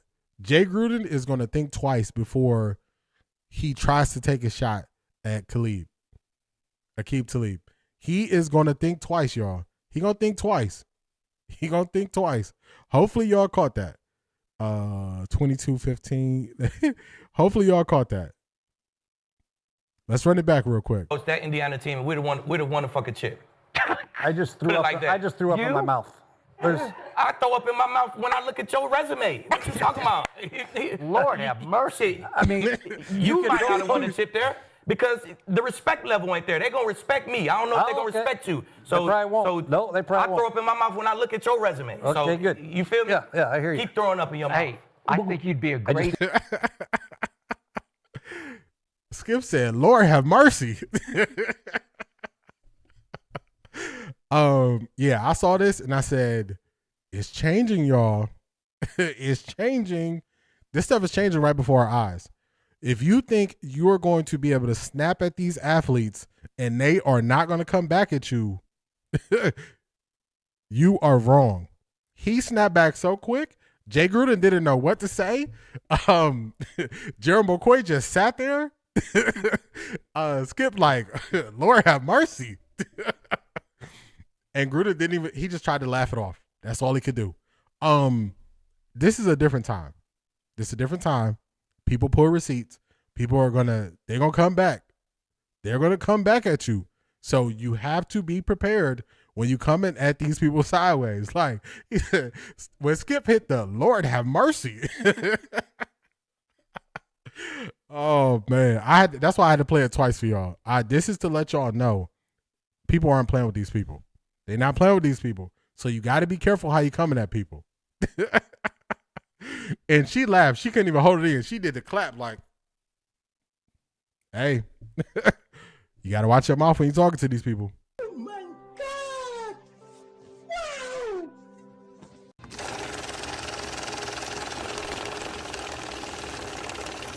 Wow! I got money. Shout out to Wet 11s. I appreciate all your kind words. I appreciate all of your support. You are truly the best to do it. Appreciate so much. Make my day after a long night at work. I try. I make sure I get up here. I make sure y'all are entertained. I make sure we get a little learning in. We get some motivation. We go all across the board, but we a well-rounded show so we can enjoy ourselves. So I appreciate you, Wet 11s. Thank you so much for your support. I appreciate you. Hey, it's funny because I'm reading y'all comments and everybody caught on to something different that happened. Everybody caught on to something different. C Brown Run. This is the previous conversation. Let's see him with Shador at the preseason work.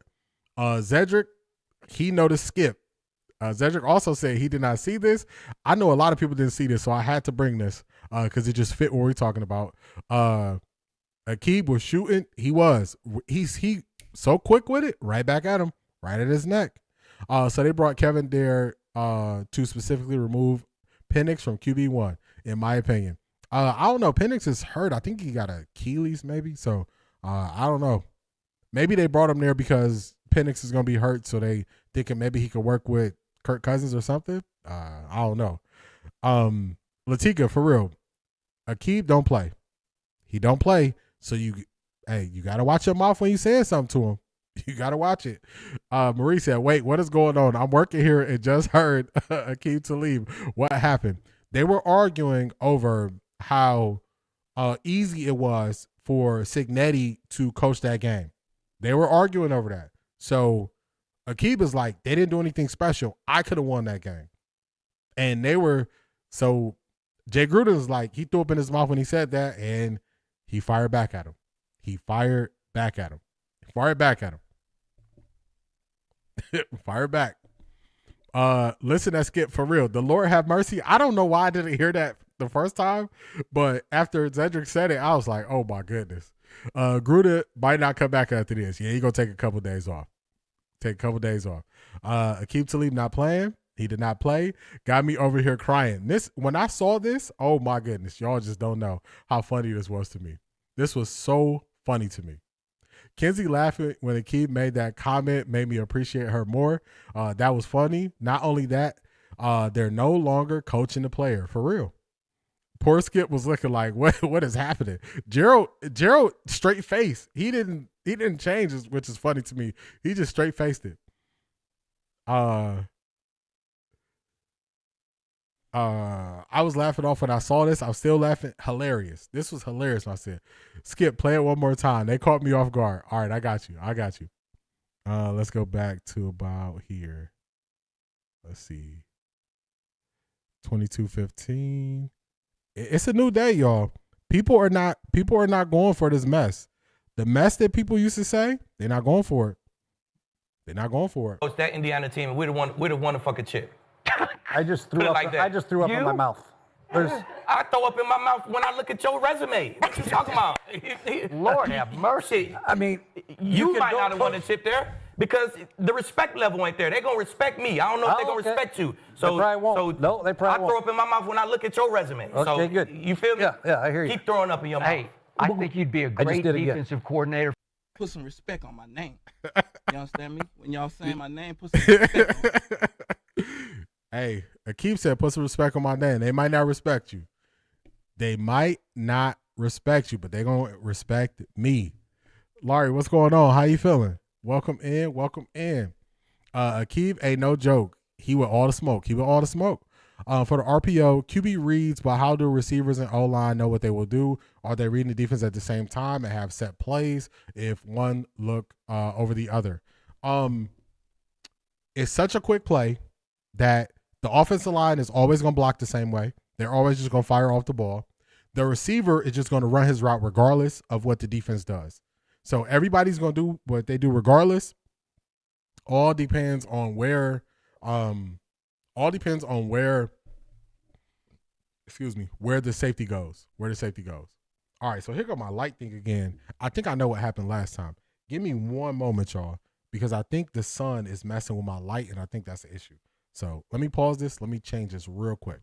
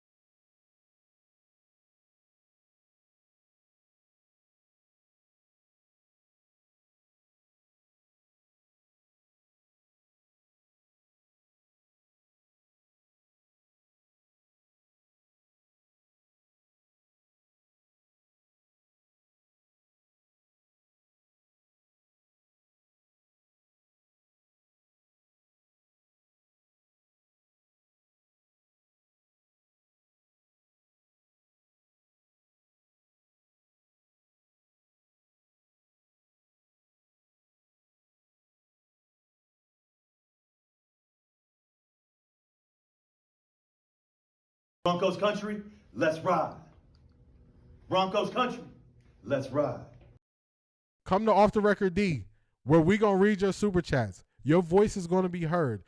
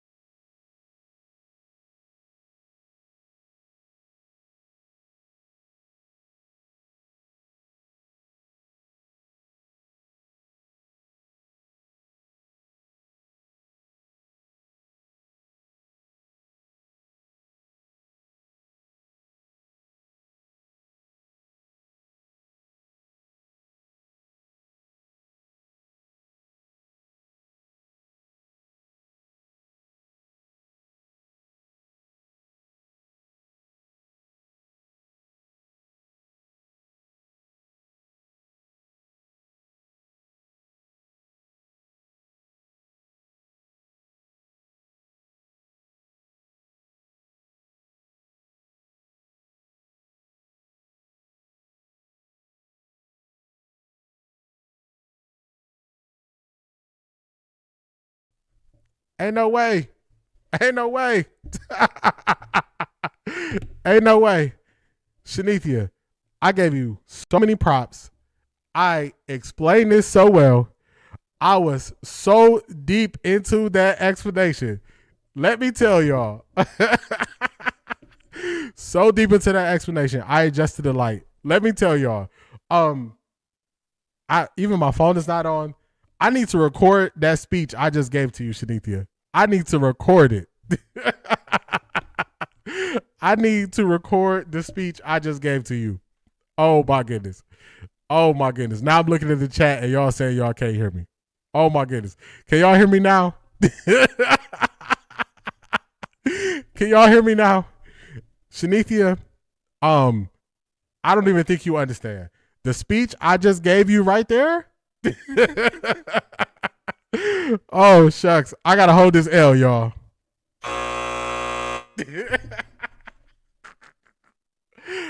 Oh, shucks. Shanithia, you don't understand. You don't understand. Oh, my goodness. Okay. Let's go back to it.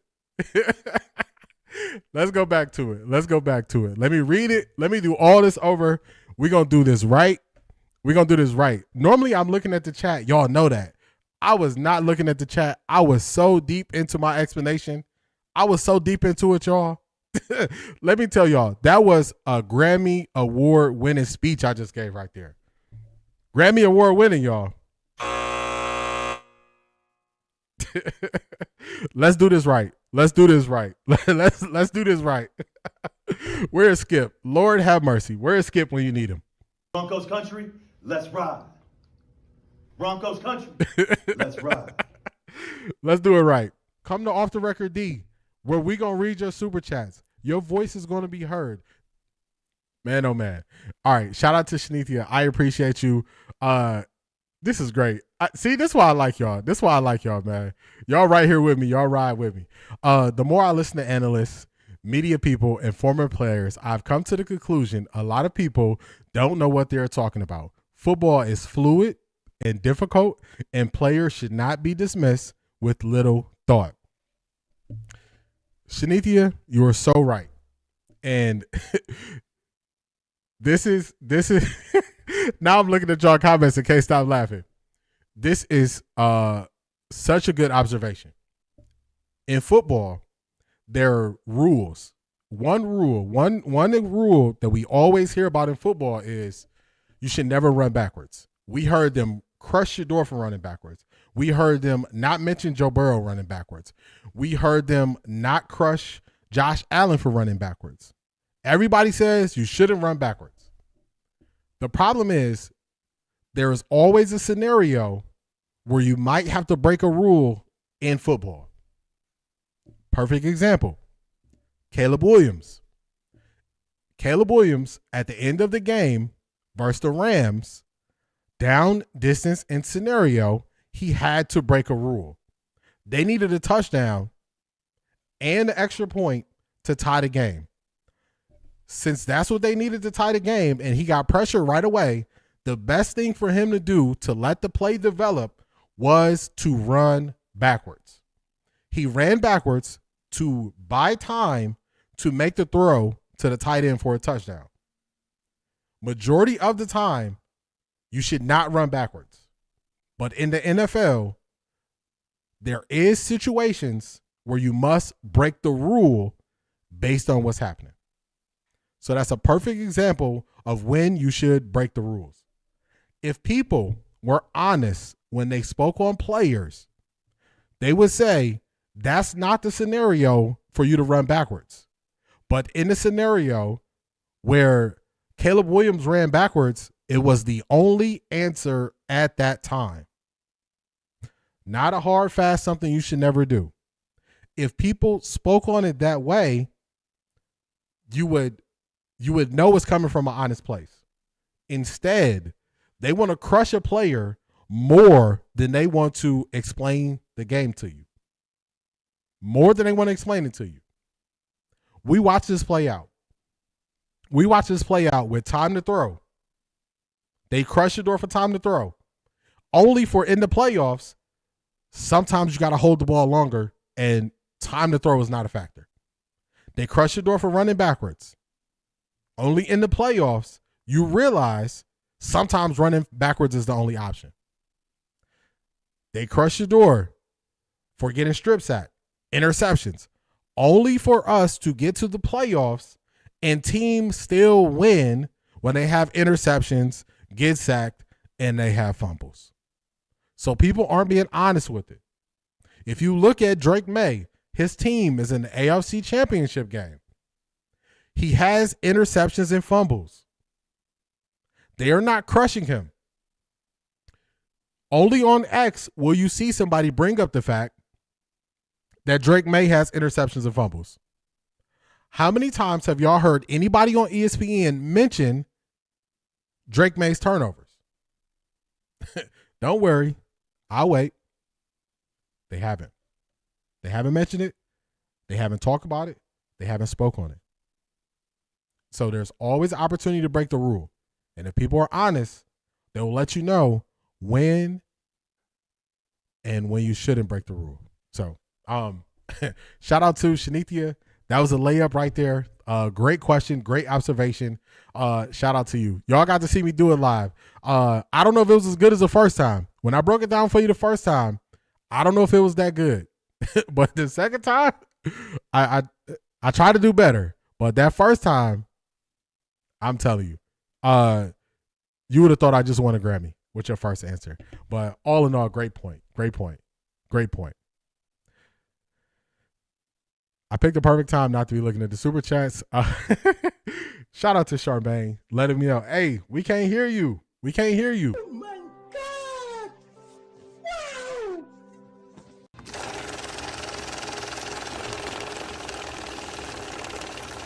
I got money. Shout out to Charmaine letting me know I don't have sound. Shout out to Shanithia again letting me know we can't hear you. We can't hear you. Broncos country, let's ride. Broncos country, let's ride. Come to Off the Record D, where we gonna read your super chats. Your voice is gonna be heard. Your voice is gonna be heard, but my voice might not be heard.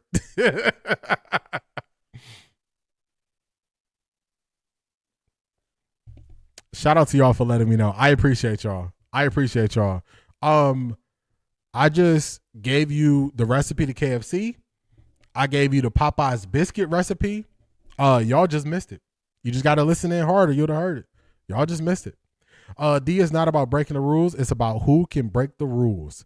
That definitely shows that they have bias and that they don't view everybody or hold everybody to one standard. So that's what it shows. What I learned from the playoffs is Shedeur is just as good as those QBs. All he needs is a good coach, training, O-line, and wide receivers. He will be just as great as them. He belongs as QB1. Totally agree. Totally agree. I totally agree. Valid points there. Valid points. Not to mention that Miles got 4 sacks on May. For real. He did. You can break the rules when they work. The NFL can't stop praising Caleb for that remarkable play. It's a fact. It's a fact. KFC put me on mute. They said, hey, you can't give away the Colonel's secret recipe. Your body language was like you was on a podium. For real. I don't think y'all know how I broke that thing down. I don't think y'all know how I broke it down the first time. Oh, man. That was hilarious. That was hilarious. Out of all the times, the funny thing is, y'all know what? So I wish y'all could see this. I have the chat directly in front of me, and then I have a chat over here to the right. So I wasn't looking at neither one of my chats. I got 2 chats up, y'all, and I wasn't looking at either one because I got a different software where I could put the chat up on the screen, and I wasn't looking at either one of my chats. I was way too gone, y'all. I was way too gone. Way too gone. Way too gone. Y'all caught me up. I'm gonna try to find that actual tweet from Joe Burrow, Wet 11s. D, they don't talk about how they traded Joe Milton to the Cowboys because it was said he was looking better than Drake May in training camp. That's a confidence boost right there. They don't want somebody who is looking better than you to be in camp with you Because if it comes down to a true competition, when it comes down to a true competition, somebody might look funny. I think his name is Joey Burrow on there. Let's see, Joey Burrow. I just want to make sure it's a real tweet.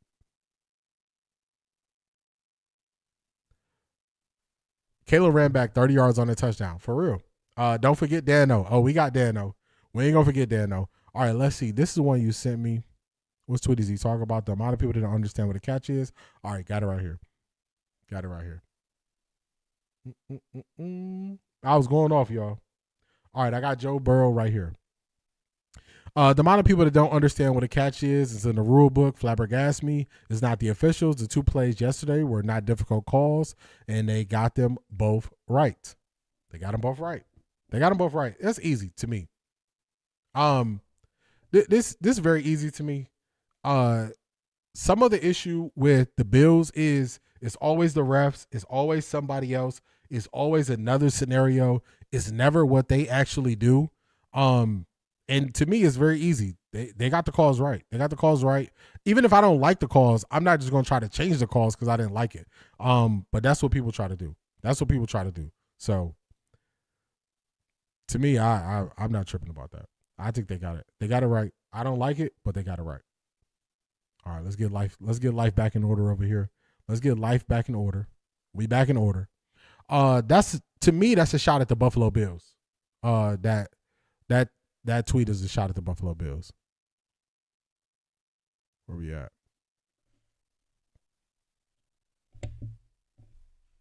I love y'all too, said Anderson. I appreciate y'all. I got Dano right here. That's true. Joe was smoking Mac. Yeah, they didn't want the competition. They didn't want somebody who is on his level or better because it'll throw off a young quarterback's confident. They're not super confident. So they didn't want anybody saying, if Drake may have a bad game, we need to go to this guy. Shador already said he don't fear no man, line anybody in front of him, and he will be ready to go. That's how you got to do it. I don't fear nobody. I'm not afraid of nobody. Competition to competition. That's what we're here for. This is gonna be them snapping back on Dan Orlovsky. Like me pretty significantly, so I've got some groups of people who hate me right now. Okay, so obviously you earned these things. So groups of people. I don't know about that. Yes, you did. Probably. Shut up. You did from New England. Yep, there you go. That's an Irish from the New England. And it's not just Irish, by the way. Okay. Okay, the Italians I know don't like him. Basically, everybody in New England doesn't like him. It's not just Irish. I think Irish that's guys. probably fair. What did you do? What did you do to New England? What did you do up there? Well, what happened? This is the chain of events. So for the great majority of this season, I have spoke glowingly about the Patriots, mainly the offense. Don't do this whole thing. Just say what you did yesterday, Dan. Can you we don't shut have up? to go all the way back, though. It's just what you did yesterday. I'm sorry. Yesterday. Okay. And so then going into the game, I truly felt that Houston, because of their defense, would go there and win. They don't. I think a huge part of that reason why, even though the defense was outstanding, was, the play of CJ. CJ just was bad. I mean, there's no other way for me to categorize it. And bad in ways that we just haven't seen CJ be bad. Certainly a guy of his caliber. And so yesterday on Get Up, I said, Houston wins that game with 31 other quarterbacks. And that, I think a lot of the Patriots fans took this as a shot to New England. It wasn't intended to be that. It was more to put the context of listen. Shout out CJ. And even while I'm saying it, Pat, Man, it's taking them a long time to get to this point. I like the fact that they were aggressive, saying, "Man, shut up, shut up." That ain't the reason why. D, did you get the Shannon yet? No, we gonna get Shannon next. We got Shannon coming up next. That shout up was strong. Yeah, they both were saying it. They were on his head for real. They like, nah, that's not the reason. That's not the reason. This is the mistake, and this is why I believe people aren't being honest. They're saying Shannon Sharp said something similar. Oh, I know 5 other quarterbacks could have won that game. What about Justin Herbert? Because Justin Herbert played the same team, and nobody spoke on him the same way. Nobody did. So it just, when they get into this thing, you set one standard, you stick to that standard. When you were dancing and jumping all over the place with this, you look crazy. And they're on his head. They're on his head. They're not letting him talk his way out of it either. And credit New England. They made crucial plays in big moments. Drake had some big-time throws. But I think Patriots fans took it as a slight to being like, oh, nothing the Patriots did mattered. No, of course it did. It was just to put in the context of, like, surprisingly. Have you ever had a dream that you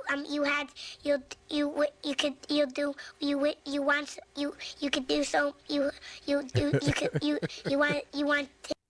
When you start with what had happened was, you know some BS is coming. That's it. That's it. When I always say, people don't come back at me and say you a liar. They don't come back. They might say like, man, that's messed up. Or it sounds harsh when you say it. But they never come back and say, I'm making up some stuff. They're always backtracking. Shannon's backtracking. Orlowski's backtracking. Cleveland media's backtracking. National media backtracking. Stephen A. Smith backtracking. How many people always got to backtrack on what they say? Because they speak without thinking. They just say stuff. They just say stuff. This is him just saying stuff. You don't have to discredit the other team that just won by saying 31 other people could have won this game. That is a direct knock at the team who just won the game. So they become so dismissive of greatness when they've never been close to greatness that people are at their neck. People are at their neck. They're at their neck. I gotta find it. I gotta find it where the 11s. I don't have it on cue. But I should have it on cue at this point with how these people are talking. You notice when they get out on the spot like that, they can't stand on business. Sound like a kid stammering. That is a fact. You hear it. You hear it. He dancing, stuttering his way through it. He's stuttering his way through it. I said this about this team. You forgot. People ain't forgot your CAA connections and how you was hyping up Kevin Stefanski. People ain't forgot how you spoke on the coaches. People ain't forgot this stuff. They have not forgot. They also haven't forgotten you run out the back of the touchdown, not knowing where you was. So people are at these people next. I said this in the summer. I said old media doesn't realize the change that's happening. The change that's happening is as we get more into these YouTube streets, people pull receipts on you. And they are not ready for the receipts to be pulled on them. Jay Gruden wasn't ready for Aqib Talib to bring up his record as a head coach. He wasn't ready. He wasn't ready. Dan Orlowski, he was not ready for them to call him out and push back on him on the stuff he said. They weren't ready. Same way Shannon Sharp is not ready for the pushback he is getting. And I'm going to show y'all something, and I don't know if Shannon Sharp is doing this intentionally or what, but Shannon Sharp is creating a narrative that's nasty. Nasty. This is Shador mentality. Only be afraid of the Lord, the one who can destroy body and soul. Matthews 10:28. For real. You can't just be mad at people. I'm glad someone called Dano out and didn't back down because his takes be diabolical. For real. It's going to be more of this. It's going to be more of this. D, you better read. Running for his life. He is running for his life.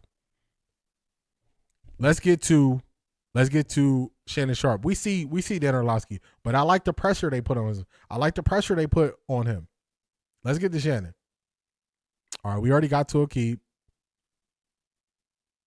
But y'all ain't going nowhere with it. I don't know why y'all took the ball from him. And you know, now this right here, I'm going to highlight some of the things and the reasons why I think Shannon Sharp gets himself in trouble. When I get up here, I need a fresh sound mind.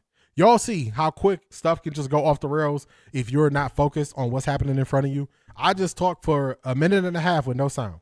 Y'all didn't hear none of it. And I'm completely sober. I have energy. I slept good last night, all that stuff. When these guys get up here and get comfortable, they doing this at the end of a long day. You mixing alcohol with it. They don't realize how they are speaking on things and how it is so far different with how they speak from player to player. It is intentional as he accidentally going live on Instagram. I try to give him a little benefit of the doubt.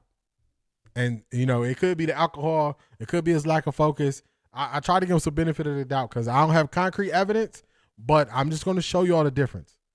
This is them speaking on the Patriots. This is them speaking on the Patriots when they beat the Chargers. Justin Herbert did not look good.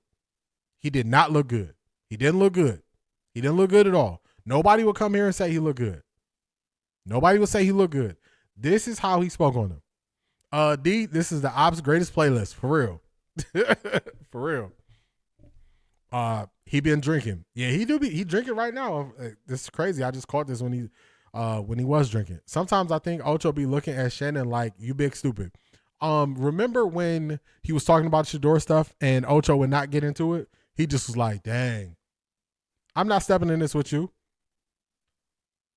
Why are you always stepping in some mess and then you got to come out explaining yourself, defending yourself, using other people to try to stand on your point? I called out his weak argument that he had before. This is another instance.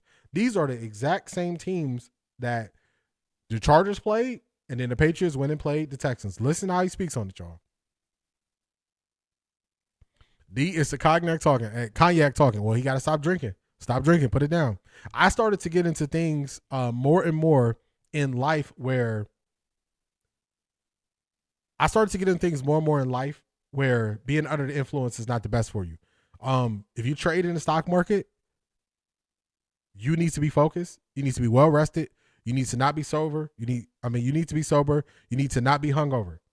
If you want to be an airplane pilot, if you want to get your private pilot's license, you can't have alcohol in your system. You need to be sober, clear mind. You need to make great judgments, all those things. So as I started to get into more things that alcohol and drugs really couldn't be a part of, it made it so much easier for me not even to think about it or even feel like I'm missing something. For whatever reason, they feel like they're missing something and they got to be, it has to be part of their life with the alcohol and drinking. Do what you do. But this is how you put your foot in your mouth so much. Here he is. And now Justin Herbert is 0-3 in the playoffs. Obviously, during the regular season, he plays extremely well. He plays extremely well. I just don't know at what point he's going to get over the hump. Because the players and the quarterback that he's going to have to face in the playoffs, they ain't going nowhere. Yeah, they're good. Them AFC quarterbacks not going nowhere. And this was a good chance for him to be able to make his statement in the playoffs, and he just hadn't been able to do so. Like good quarterback. They did. You talking about Justin Herbert, right? I'm sorry. Yeah, Justin Herbert. Like they couldn't get nothing going offensively, man. Like nothing. All I know, Ocho, this is what we know, and we're gonna have a conversation, and that's what we do. He had a 27-0 lead against Jacksonville. They lost. Last year, he threw 4 interceptions against the Texans. They lost. Tonight, he scored 3 points. Now, Jim Harbaugh and this organization. Listen to how he's speaking on Justin Herbert. Justin Herbert been in the league, I think, 5 or 6 years. 0-3 in the playoffs. He threw 4 interceptions. Look at how Shannon just mentioned 4 interceptions, and he keeps going forward. This is key. This is very key, y'all. This is going to take a long, hard look. Y'all better get some protection for this young man. Now, it hurt that they lost. They lost Slater, and they lost Alt. They're both the real deal. So that's 2 guys, but y'all got to show that thing up, man. Y'all can't have this. Hey, them 2 they lost, they just ain't know anybody, Them your anchors. No. That's your foundation for that offensive line. So losing them, that was a big blow. Mekhi Becton didn't play well at all this year. He didn't play well at all this year, as opposed to how. Listen to the context. They're talking about the offensive line. They're talking about the injuries. They're adding context when it's Justin Herbert. They also spent the first half of this video praising the Patriots. That's what they did. Look, when he was over there with the he played okay, but they handed him his ass tonight. Oh, absolutely. He's been up. They handed him his ass. He's been up tonight. And down. He's been very inconsistent. He has, Ocho. But I don't want. I think the Chargers, and we watched them play, and they're a good team. But I think tonight was more about what the Patriots did do, and not allowing the Chargers to do what they wanted to do. This game was more about the Patriots. And I think, and I'm glad people got an opportunity because you and I have to watch a lot of games and we watched them play. I was like, I'm telling you. So Justin Herbert played bad. Justin Herbert has a history of playing bad in the playoffs. He's been in the league for quite a amount of time. They brought up the injuries to players on the team, and it's more about the Patriots. More about the Patriots. So they didn't even really go in on Justin Herbert. If you watch that game, Justin Herbert was not good. He was not settled in the pocket. None of that stuff. He was making poor decisions. He was escaping the pocket when he didn't need to. Look at the energy they gave to Justin Herbert. Look at the excuses they come up with. Shannon is the dummiest UNK I know. Always got to go back apologizing. Uncle, do not be with the BS. Yeah, Ocho, don't be with the BS. He like, yeah, don't add me in this. Same when we speak on Judy. I agree. I know we have not forgot the night he showed up on Nightcap straight drunk, the most unprofessional things he could have done. I didn't see that, but straight up drunk, that's crazy. I would say for me, I used to work in restaurants and bars. I used to be a bartender, restaurant manager, all that stuff. When I was younger, it seemed like it was, cool that was the way to socialize, hang out with people. Excuse me. As I get older, I need to be focused so I can achieve and push to get to where I'm trying to go. When you are drinking, smoking, whatever you do, it takes away from your focus. And I can't risk where I'm trying to go because I want to be smoking or drinking or something like that. That don't work for me. That's I wouldn't even call it a sacrifice. It's an easy thing for me not to have in my life so I could pursue my goals and chase my dreams. So everybody is not like that, but it became very clear as I took in more interest where it was not part of it. It made it way easier, and then now it's not part of your life and you don't even think about it. I'm not thinking like, dang, I can't wait to, do this or do that. I don't even think about it because I'm locked in on what I'm trying to achieve. So just different. You need to be sober, period. D. Not gonna knock you, but not gonna follow you. Being under the influence makes crash dummies. It does. And you see how people can't get through a full thought. And if you want to drink, but to drink and then be trying to put on a stream and go live and talk about things that happen with facts, it's a recipe for disaster. Recipe for disaster. As a content creator, if you are consuming content and you have a drink or something, that's perfectly fine. But as the content creator, to be under the influence, trying to create content is crazy. It's crazy. D since 2020, 3 years longer than CJ, and he don't get that same energy. He do not get the same energy. Justin Herbert has been stinking up the joint for real. Tua, man, what's going on? You have a ton of good, solid QBs that just can't win big games. That's it. And look at the difference in how they speak on them. So we just heard that. They're going to switch it. They're going to talk about the Patriots even more. Let's go to when they talk about CJ Stroud. Y'all heard what they brought up. That pick six, I still don't know what he was trying to do on that pick six. When they talked about Justin Herbert, they talked about the line. They talked about the coaching change. They added context to it. This is the second time they're talking about CJ Stroud. Do you know what he's trying to do? No, sir. I don't. I don't. And, for CJ Stroud, he has no reason to be down on himself. Now, for us. Yes, he does. Myself and you. For myself and you, we were critical of him because of his play. His play, yes. it was poor. It was poor. He played like Mr. Hankey off South Park in that game. There was no reason to have that many turnovers. You're not even giving your team a chance. What did Kobe say in his most embarrassing moment when he had 5 air balls? He found out the why. He corrected the why so it wouldn't happen, so he will be prepared. So Shannon wants to send CJ Stroud into a dark place instead of him looking at the why and growing and getting better. That's not good advice, Unc. That's poor advice. But he gonna say more. You got QBs who cannot not only get you to the big game, but win it. I subscribe to you have the ability, but can't till you do it. For Then he wants to act like he calling down the middle. Cut it out. He is not. He does not call it down the middle. Straight doo-doo. To even win the game, as great as that defense is, you putting the defense in harm's way, causing them to play in overdrive in a sense. And you don't have Nico Collins, so you need to be at your best as often as you can. Most of the time when it comes to the playoff, the team that makes the least mistakes wins the game. And you made multiple of those mistakes and still almost had the opportunity to keep your team in the game and have a chance to win it. Obviously, you didn't win it. But for CJ Stroud, why I said he doesn't need to keep his head down is because I want you to understand where the Houston Texans were before you got there. And how, because of you, once you did get there, how things turned around, how things changed as far as the record is concerned. Hey, CJ Stroud, they was bad before you got there, boy. You on to something, Marie. Too, man, that's what the media does. I agree. I'm not giving Shannon a pass for drinking. He has the same trash takes when he's not drinking. It's weird how they so hard on black QBs and give all the excuses for the others. I just highlight that it's a poor lifestyle choice as a content creator. But I don't give him a pass. I don't give him a pass for up there drinking, and because then you put yourself in bad situations. You always have to take something back that you said. So it changes how you make decisions. It changes your judgment, and that's on him. But I'm going to let y'all hear and see. We went through how he went on Justin Herbert. This is the second time he's speaking on CJ Stroud, and watch how his tone, and let's see if he adds any context.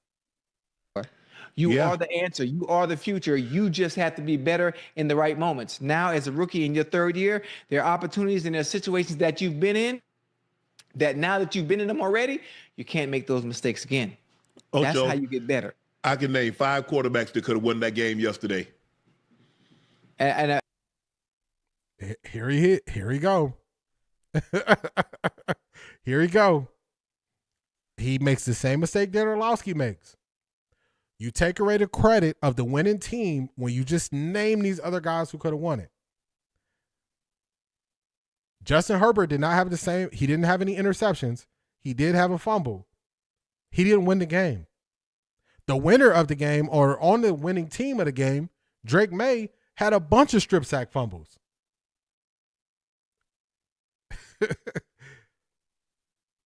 I'm with you. Weather Levins. Try not to make it a race thing, but it's so obvious. That's why I tried to give him a pass. Shanithia was not going for it. Shanithia was not going for it. She said, this is intentional. That's why I'm going to let y'all be the judge of how he speaks on 2 quarterbacks and what he brings in and what he doesn't bring in. Too quick to throw these players out off bad games. Lamar, Shador, CJ, Shannon showed his hand this year for sure. And he keeps doing it. I don't know why he chose to be on this side. I don't know why he chose to be on this side, but that's the side he picked. I bet the 5 you name are some of the best. I ain't talking about Josh Allen. I'm not talking about Lamar Jackson. I'm talking about Mahomes. I'm not talking. Malik Willis wins that game yesterday. No, he doesn't. This is ridiculous. Malik Willis does not win that game. I'll tell y'all why Malik Willis doesn't win that game. Nico Collins is out. They got no deep ball threat. His second most targeted player this year, Schultz, he got injured early in the game. The player he was throwing the ball to by the end of the game, Harrison Bryant, who was drafted by the Cleveland Browns, he only targeted him about 7 times this entire season. They had no deep threat. The safeties didn't have to play back. They were trying to run quick out routes and stuff like that. They were sitting on them. Look at all the interceptions. They were undercutting out routes. They knew they didn't have to get beat deep. You can't run past me, and we got 2 high safeties. You got to attack the middle of the field. You got to throw the ball downfield. Why were they not able to throw the ball downfield? Because the offensive line wasn't holding up. The same pass he gave to Justin Herbert about his offensive line not being good, he never brought the context for CJ Stroud. It don't even make sense. All he had to do is not turn the ball over. Yeah. All he had to do is not turn the ball over. Okay, Ocho. The winner of the game turned the ball over. Y'all want to see something? Because this is how far these guys go when they're just talking. Let me show y'all something.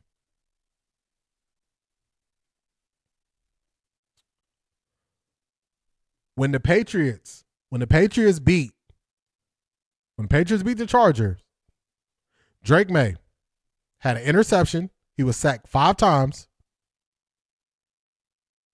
He fumbled twice and lost it 1 time. That's when they won. They won with turnovers. What are you talking about, Shannon Sharp? Let's go. Let's look even more, y'all. Did I have the next game up here? Yes, I do. I have the next game. This is when they played against CJ Stroud. They highlight what CJ Stroud did. He never highlighted what Drake May did. Drake May had an interception, sacked 5 times. Where's his fumbles at? Drake May had 4 fumbles and he lost 2 of them. Stop saying this is about the turnovers and talk about the game. Talk about what happened.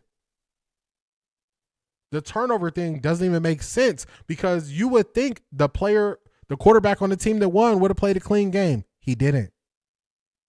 So that's a weak argument. That's a weak argument. Keep it going. You got one. Just don't turn it over 4 times. Right.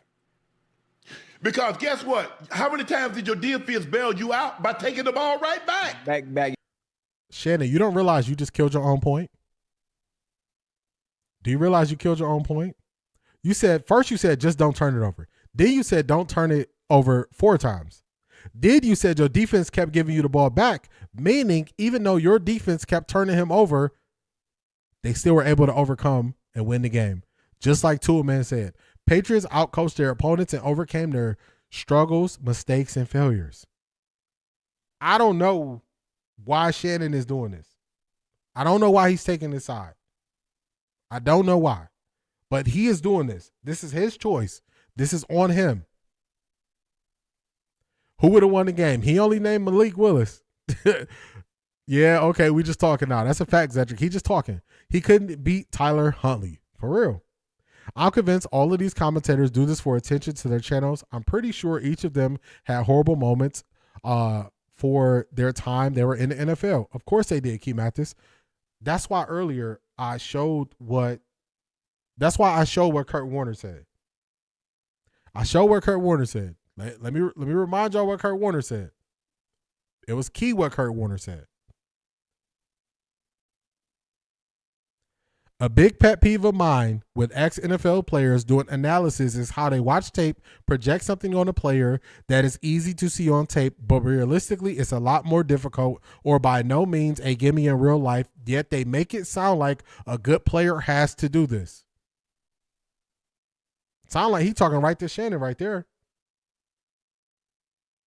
Sounds like he talking right to Shannon. Here you go. Shannon is always showing his racial bias. He is not fair to black players. Hey, I'm just letting y'all look at it and see how it is. Pick a side, Shannon. You sound crazy. By the time I get to the point where I'm putting somebody on the Summer Jam screen and they on the thumbnail, you know I'm past the point of giving them outs or giving them grace in what they're doing. I'm past that point. Shannon, I'm past that point. I'm past that point. You got other NFL players going directly against what he says. You got Kobe Bryant explaining his mentality, which nobody would ever question Kobe Bryant's mentality, going against what Shannon said. It's too many things stacked against Shannon in his views and his takes. It's too many things. Too many things. You would think Shannon would have learned after he paid that $28 million. Oh, well, he like OJ. Just don't learn. Nope. You got away with it, OJ. All you had to do was go live, be quiet somewhere. You couldn't do it. You don't lose, you win if you turn the ball over. But if the defense, special teams, and your clutch players make big plays when you need it, you flip the script. That's it. When I talked about it's always times where you're going to break rules and stuff is going to change, that's what I mean. Shannon just picked a very bad side, and he is stuck on this bad side, and he is going at it with people all day on X about his bad side. It's bad. It's bad. I think Shannon is mad or jealous of younger black players since he cannot play anymore. I don't know what it is, but it's bad. And it's obvious. It's obvious. And nobody is manipulating Shannon's words. We're just playing what he is saying out of his own mouth. I can see if I chop this up or change what he said. If I pause it, I commented on it, I go right back to the spot where I paused it at, and I just play it and just let him talk. Let him talk. Yeah, back again. Yeah. And you would have thought, say, you know what, man, damn, I could have, I mean, if Pittsburgh had any resemblance of an offense, but a pick six, a scoop and score, we got 14 points. Right. We only scored 30. So really, offensively, we only scored 6. And I'm like, bro, do you understand? Because I think sometimes, Ocho, is that when you play with somebody, and it's hard because you see with Jaden Daniels and you see Caleb Williams and you see all these quarterbacks that's very similar to your age, and you see them making these spectacular plays, but they don't have your defense. It's required of them to make spectacular plays, right, or they don't win. Now he's projecting on CJ Stroud right here. OJ didn't help himself writing books on how he did it or if I did it, and got himself locked up for stealing his own Heisman. For real. Once you beat that case, you was never supposed to ever go back to it. Ray Lewis said he changed for the worse. I remember when Ray Lewis said that. And Ray Lewis said it, and I was like, Ray Lewis said that with his whole chest. And I couldn't understand in the moment because I was like, dang, I thought Shannon was the one who stood behind Ray Lewis when he went through his situation. But now I see it. I see very clearly what Ray Lewis was saying. And if you notice, Shannon tried to play the victim in that situation and say, oh, it's easy to pile on me now because I made other mistakes. But Ray Lewis really called him out and said it. Is this not a team sport? I just don't understand that take. The more you listen to it, it gets worse. The more you listen to this, it gets worse. It gets worse. You can be mundane. You can be pedestrian. With that defense, you still have a chance. Man, with Hunter and Anderson, and they're good at 2-0-2-0. And Azier. And you look at Stingley, Lassiter, and Petrie. Bro, great. You got Hunter, you got Rankins, you got Settle, you got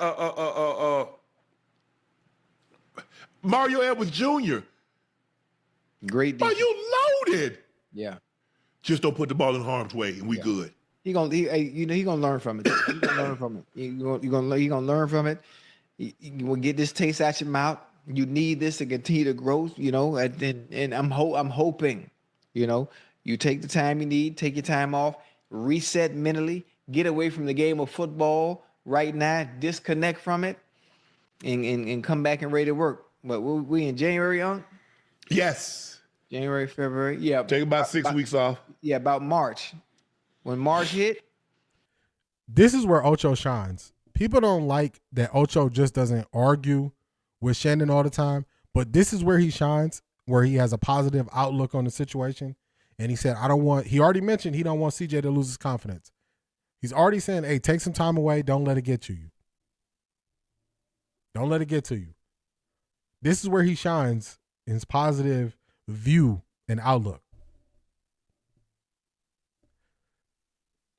It looks like he might be right. D, I thought that too when I heard Ray Lewis say that about Shannon. Yeah, it's playing out. Sometimes when we don't have all the information, we watch it play out and then we say, okay, I see why he said that. So they are not going to give the Patriots no credit. Anybody can be beat on any given Sunday. You see how they doing it? They gave the Patriots so much credit when they beat the Chargers. Now it was only CJ Stroud who lost that game. It was only him. Slowly, gradually get yourself back into it. And stay off. You don't need to do any podcast. Anybody ask you about anything, say, nah, I don't want to talk. You don't got nothing. He is bringing up what CJ Stroud said after his rookie season. He is not bringing up CJ Stroud, something he said this year. He is not bringing up something he said last year. He is bringing up a podcast CJ Stroud did after his rookie season. CJ Stroud just completed his 3rd season in the NFL. This is what you decide to bring up in this moment? Shannon. If people bring up what you've been through in the last 3 years, Would it be fair game? Would it be fair game? So this is how he's choosing to do this. This is how he's deciding to speak on it. I think he's just wrong. And I think it gets worse the more he's talking in this situation. I think it gets worse. The more he speaks. The more he speaks, it gets way worse to me. Ocho is a necessary medium. I agree. We are not far removed from a 13-3 Super Bowl where it was a struggle to score until 2 minutes and 49 seconds in the fourth quarter. For real. Shannon needs to stop talking. In this, he needed to stop. It got bad. UNK, do not watch film. His eyes is on the young girls in that drink. You are a product of what you do when you're not working. You're a product of what you do when you're not working. Ocho probably has this compassion because of his situation that happened to him. It's sad. You would think Shannon has been through. He would have grace, not be so nasty. He doesn't show any grace. And 6 months ago, he was down and was wondering why people didn't call him. And we learned from Martin Luther King Jr. It's not about how you are when things are good. It's about who you are in times of controversy and tough situations that shows who you are. And Shannon is showing who he is. He's showing who he is. Shannon is a hater drinking too much of that brand he got, for real. Shannon, you still mad because CJ said that he was a top 5 quarterback? Shaking my head. He said after his rookie season, he had a top 5 rookie campaign. He did. Everybody said that. Not just CJ. Is he mad at every person who co-signed that? Or is he just mad at CJ for saying it?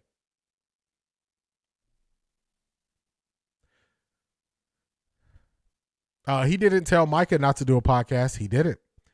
Acho and Shannon are starting to look alike. For real.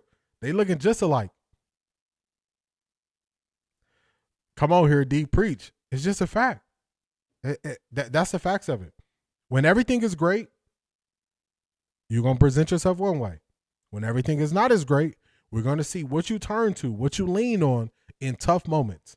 And we see what Shannon leans on in tough moments. He has no consistency with how he speaks on players.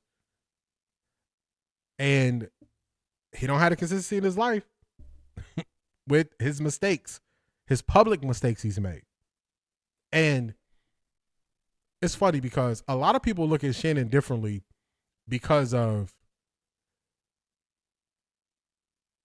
how he had the situation with that girl. I started looking at Shannon differently when I realized he kept getting fired from everywhere. And I was like, this don't make sense to me. You get fired from CBS. You get fired from Fox. You get fired from ESPN. At some point, the common denominator is the person that keep getting fired. The common denominator is the person that keeps getting fired. So I looked at that. Then I looked at Shannon always has to come back and apologize for something he did or said. And he always, I had to apologize to my brother. I had to apologize to my sister. I had to apologize to my kids. I had to apologize to my family. Why were you not capable of making better decisions as you grow older in life? As you get older in life, the cheat code is that you've lived life. That's the cheat code, y'all. The cheat code is living more life. As you get older, you should be able to recall things that you've been through and use that to help you make better decisions going forward. Life experience. A person who gets older and doesn't use life experience to grow and handle things better, I got to look at them funny. I have to. I have to look at them funny. So for me, before Shannon had the takes, I looked at, man, you got fired so much and you always apologizing. That's some bad signs. That's some bad signs. Bad signs, y'all. Bad signs. Let me get to y'all comments. We not gonna talk about him and them dogs. I love dogs. I don't have a dog currently, but dogs are not allowed in my bed. People that sleep with their dogs and all that stuff, do what you do. But around here, dogs don't sleep in the bed with me. No way. No way. Do what you do, but that I don't rock like that. Shannon, why didn't you have all this common sense when you thought that I even had a take on that. I'm gonna tell y'all quickly. I'm not gonna get into details. I would just say this: if you are a person that lies to a woman to get what you want out of a situation, you got to deal with what happens to you. That's just it. You got to deal with what happens to you. I think honesty is the best policy. You should be honest with people and let them determine if they want to move forward in situations.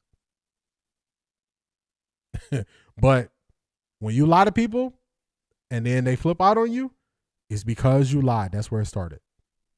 That's all I'm going to say about that part, Black Pearl. They always say we're lying on them, but we have the receipts. For real. CVS level receipts. I had to unsubscribe and stop listening after the girl in honor of my daughter. Yep.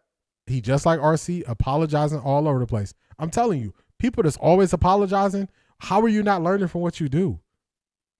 How are you not getting better? That's the cheat code. Cheat code is life, is living life.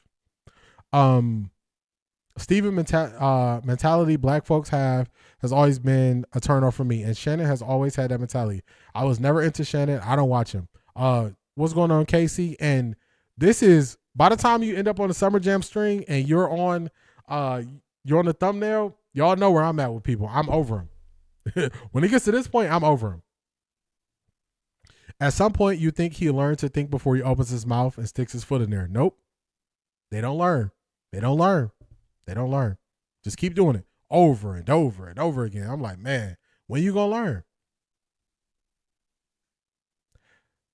learn? Shannon pants too tight. The circulation ain't going to his brain. Maybe. Maybe. But come on, man.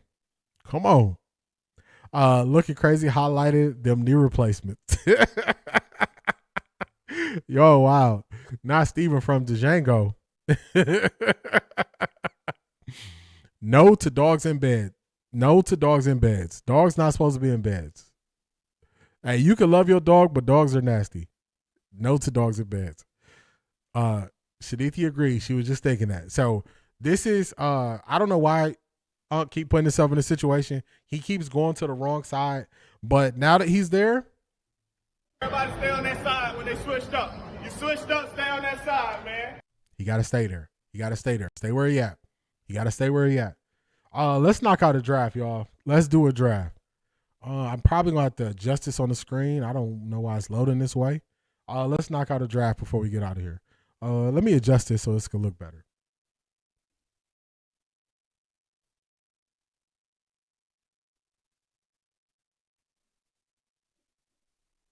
Let me adjust it. Let's knock out a draft. Let's knock out a draft. Now that we know some people who are going to be in the draft, some people who are not going to be in the draft, I didn't want to do this too early because doing this too early is kind of just a waste of time. A bunch of people did mock drafts too early, only for them to be drafting people who are not even going to be in this draft. So let me adjust this.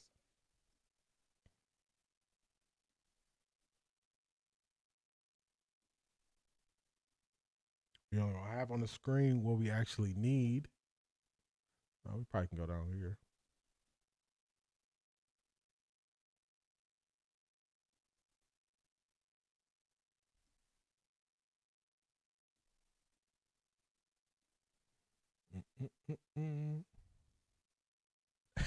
Shannon, I'm sorry, Sharp. Yeah.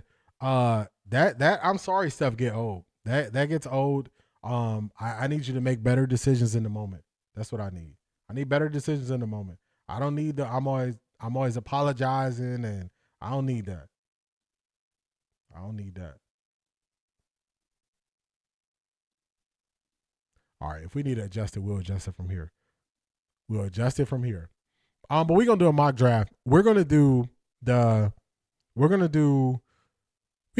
first 3 rounds first, so y'all can see how when people come off the board, Things change. It adapts. This is what I want y'all to do. In the comments, I want y'all to put the position that we should draft first. Should it be wide receiver or should it be offensive lineman? I just want y'all to put WR or OL in the comments. Let me know who we should draft first, and then we're gonna play off of that first pick. So in the comments, put WR for wide receiver we should draft first. Put OL for offensive lineman we should draft first. Put that in the comments so we can kick off this draft. We're gonna do 3 rounds. Let's scroll this down. Oh, I can make it. Okay. And then we're gonna go there, and we're gonna do this draft.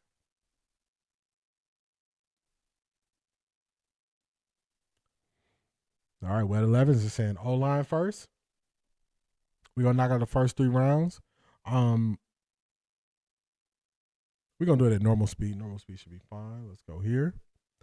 O-line. All right, we seeing some O-line.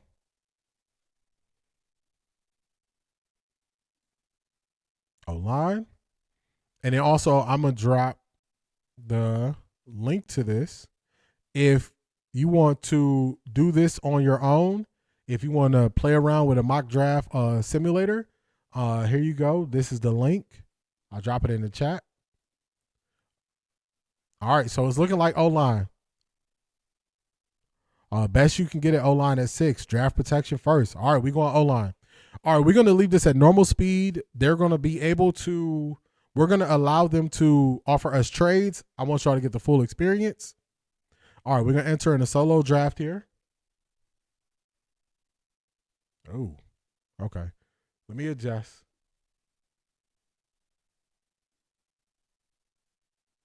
Somebody already offering us a trade.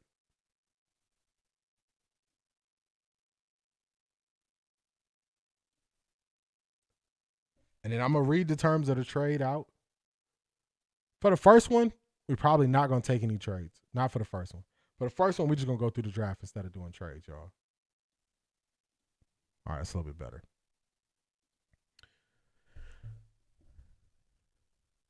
better. Best wide receiver would make the biggest instant visible impact, though.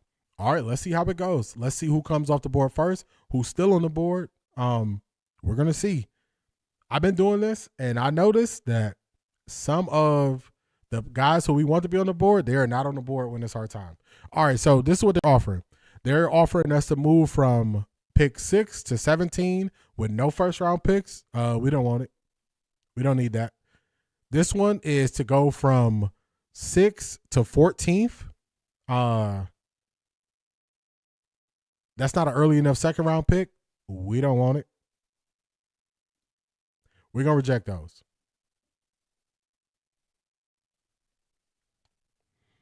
D, what simulator are you using? I use NFL Draft Buzz Simulator. Pro Football Network, profootballnetwork.com simulator.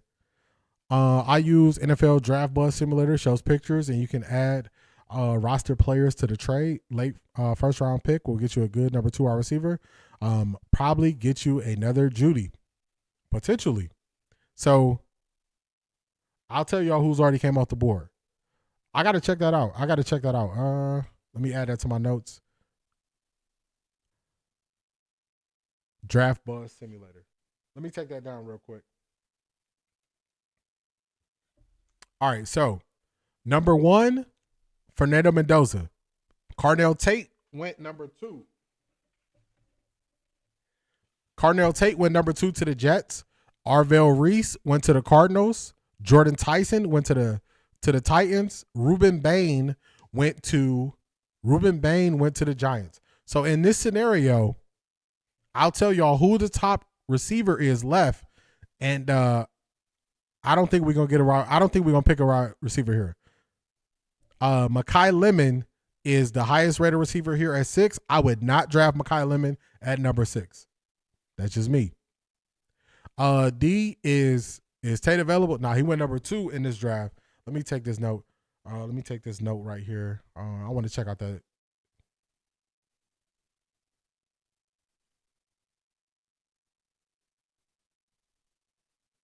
Okay. Had to take my note right there. All right. So to me, if I was making this pick, it comes down to linemen. So y'all said the best lineman. So we got the option. We can go Spencer Fano. We can go Spencer Fano. I believe he's the right tackle from Utah. We could go Caleb Lomu is the left tackle. And Francis Mawa is the right tackle from Miami. Now, let's see. Trade back with the Texans or Jets. They should have extra second-round picks. Get back an early second-rounder. This is what we're going to do. Doggy bone this first one. I'm not going to do no trades. We're just going to go through the first 3 rounds. The second one, we're going to entertain trades just so people can see because we can make it through pretty quick. All right, so to me, if I was picking here, I'm probably going Spencer Fano. That's probably what I'm doing, just to let y'all know. He's the highest rated for this instance. We'll do Spencer Fano. He is a right tackle, but to me, I don't care the position that we draft on the O-line because we can take 5 new ones. Let's just do Spencer Fano, and let's watch how things change once we get down to the 24th pick.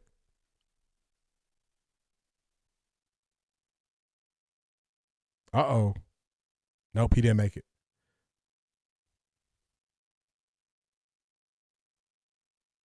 Okay, 24th pick. We're going to reject this trade. Everybody wants this pick. We don't want that, and we don't want that. We're going to reject those trades. All right, second pick.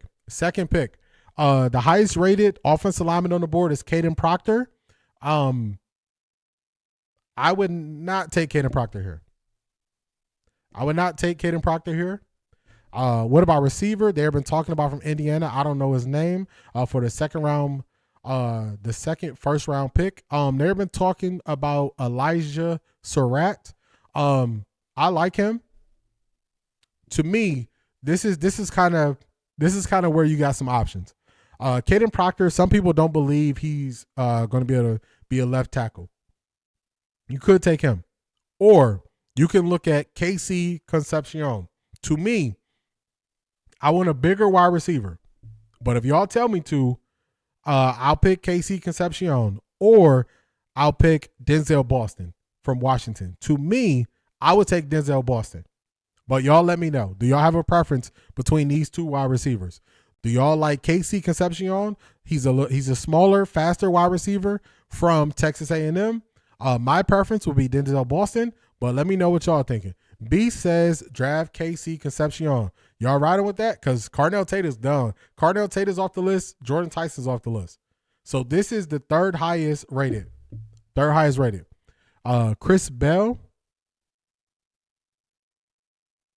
He is still there. He's the 37th ranked prospect. So we probably could see about getting him early second. Another big wide receiver. I would prefer a big wide receiver. Or get Jeremy Bernard from Alabama. Let's see what's his rating. Let's just go to wide receivers and see what we're looking at. Because I got some ideas here. He's rated 60, so we got time to be able to get him as well. We need a guy that will win 50-50 balls. Black Pearl says Boston. All right, we need a tiebreaker. Y'all. Beast says KC Concepcion. There's only one person saying KC. So the next person, if y'all say KC, we'll go KC. If the next person says Boston, we'll go Boston. The next person to comment is going to make the pick. You're going to be the tiebreaker. Who's going to comment? Speed moves and hands.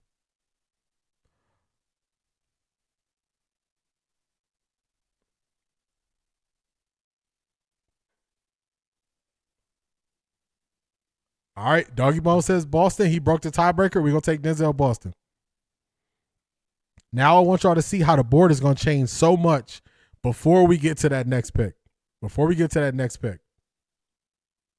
Because our next pick is at 39 in the second round. It's about to come up. If somebody offers us some trades, I'm going to reject them. Yeah, Pittsburgh, we don't want it. And Buffalo, we don't want it. Okay.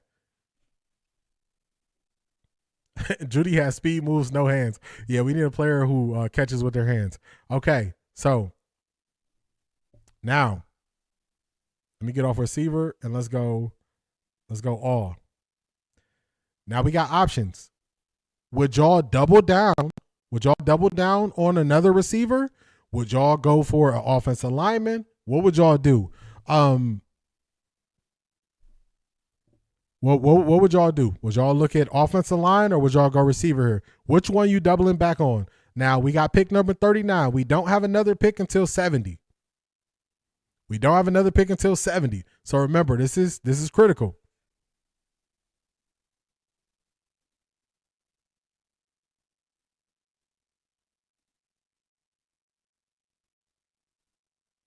All right, you saying go line, offensive guard, offensive line, offensive line.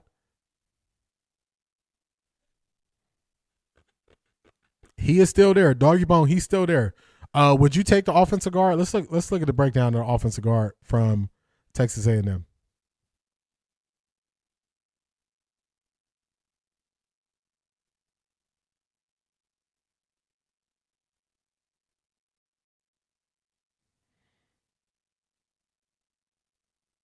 Okay. Doggy Bone, which one you prefer? Would you take Emmanuel Pregnon from Oregon over Chase Basantis? Which one would you do? Which one would you take? If we get 5 offensive linemen, we need to hit on 2 of them. Rest is there to develop. I agree with that. Because in the draft, you can have a plan. Once these people start coming off the board, it's going to look totally different. It's going to look totally different. Let's just go with KC. Let's see. KC off the board. We end up picking Denzel Boston. KC off the board now. All right, let's do it. Let's go Pregnon. Everybody says Pregnon. I'm probably pronouncing that wrong. Everybody says O-line. So let's go. Definitely need Pregnon. He better than Chase. All right, got you. We're going to take him. So we got a tackle. We got a guard.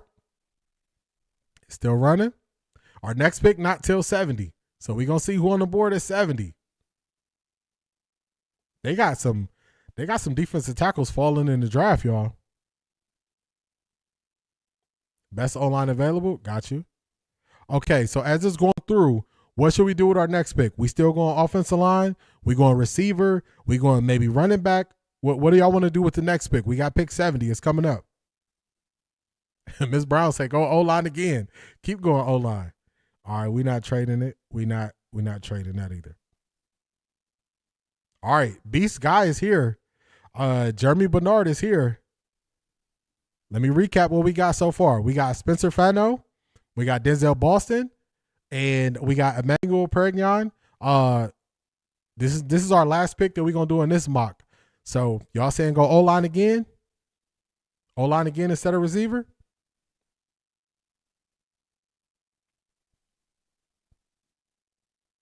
O-line. They saying right out with the O-line. They saying go O-line. O-line, receiver. Yeah, Beast Guy is right here. O-line or tight end. Let's check out tight end. Man, they'll probably be overdrafting one of these tight ends. Offensive guard, O-line, tight end, offensive guard.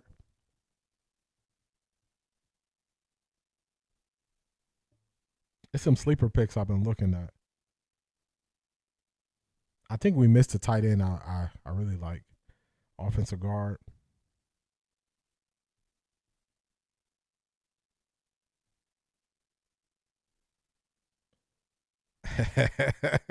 He's saying go Bernard, go wide receiver, two linemen, 2 receivers. All right, let's wrap it up there with Jeremy Bernard. Now this is the first one.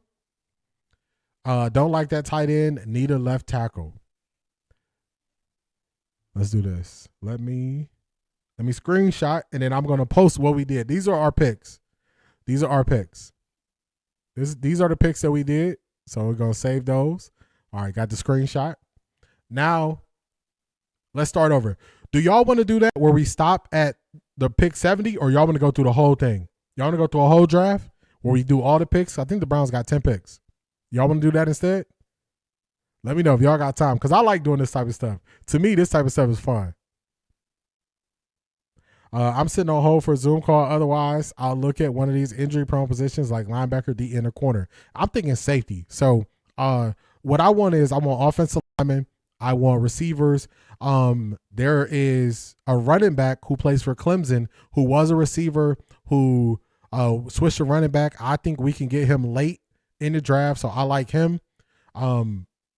So stop at the 5th round. Got you. So it's some guys I'm looking at. Whole draft. Let's keep going. All right, let's do it. Let's do it. We'll do both. We'll do both. We'll do a whole draft. If y'all got time, we'll keep going, because this is so fun to me, because you start to learn different players' names. You get an idea of where they might go in mocks. All right, so let's go. Let's just go. Let's go 7 rounds. I'm gonna speed it up though. I'm gonna go fast, so it'll get us to the receivers fast. It'll get us through the draft faster, since we're gonna do all 7 rounds. Now, if we get the chance this time, let's look at going receiver with our first pick, only if Cardinal Tate is there. So we're gonna see. Man, they keep trying to trade. Oh, I'm definitely going to check it out, Doggy Bone. I'm definitely, because, man, I was doing mock drafts last night for like 45 minutes. I was like, I got stuff to do. Okay, this is perfect. This is perfect. Here we go. Fernando, wow. Okay, so they got the Jets trading up to get Fernando Mendoza. Jordan Tyson going 3. We can actually get Carnell Tate here. So let's pick Carnell Tate, and let's see how it goes from there. Let's go Carnell Tate. Our next pick is 24. We're going to reject that trade. I don't like that. That's going back too far. Okay. Now, we went Carnell Tate with the first pick. So now we got to go straight to offensive line and see what's available for the offensive line.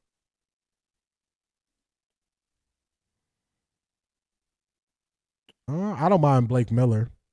Yep, we took Tate. We got Tate.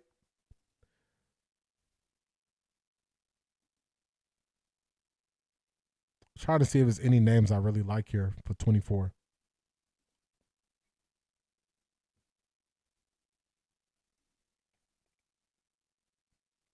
All right. This changes it up at O-line, y'all. This changes it up at O-line. I want to give you all a little bit of information about these guys, because this is offensive tackle. It's kind of a little reach here. 29, 6'6", 315 pounds. Monroe Freeling, left tackle. Georgia. Got you. He can still cut lapses on extreme extension timing at the apex, but he's a true run game catalyst with endless schematic flexibility, reliable pass blocking utility, working one-on-one against stunts. That's not bad. Doggy Bone, would you take him this early? Do you think he'll make it to pick 39? Or would you take him this early? You would take Freeling this early at 24?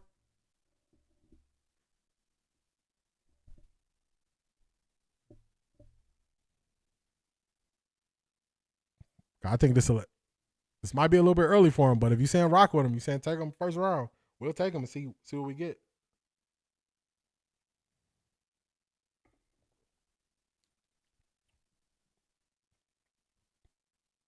All right, let's do it. All right, we took an offensive tackle. Let's see where we end up. Oh, he's not gonna be there. With the line, we look at size, strength, speed as one of the things, and if they're good at pass blocking or run blocking, I like the big run blockers as my preference. To it, man, I'm right there with you. I like, especially my guards. I want my guards to be aggressive and really good mauler style guards in run blocking. That's how I like my guards. I think we can get your other guy here at 39 because he probably wouldn't have made it.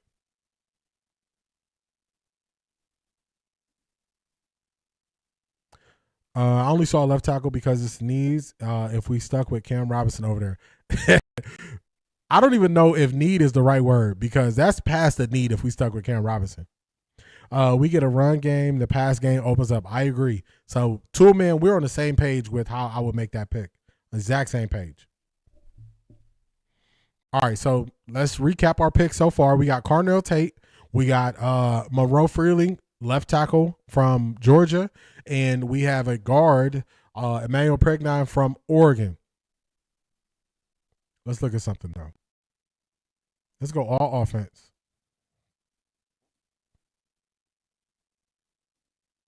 I think we'll be good if we focus on as a run first team and pass play action. I agree with that.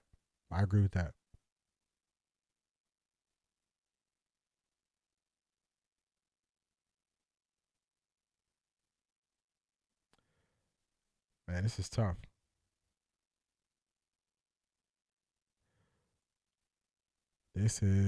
tough. Let Shador do his thing as a plus, not as a must. I like your thinking. Put him in advantageous situations.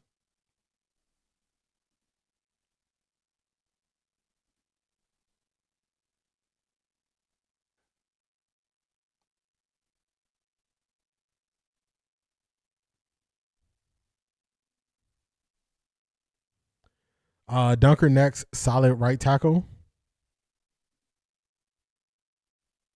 He said, we're going to build out this offensive line.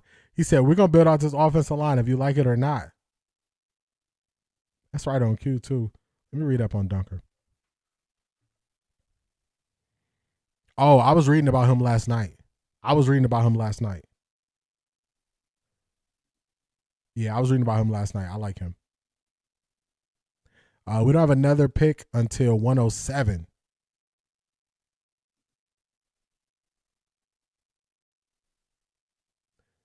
That's a good take. I don't want him playing hero ball.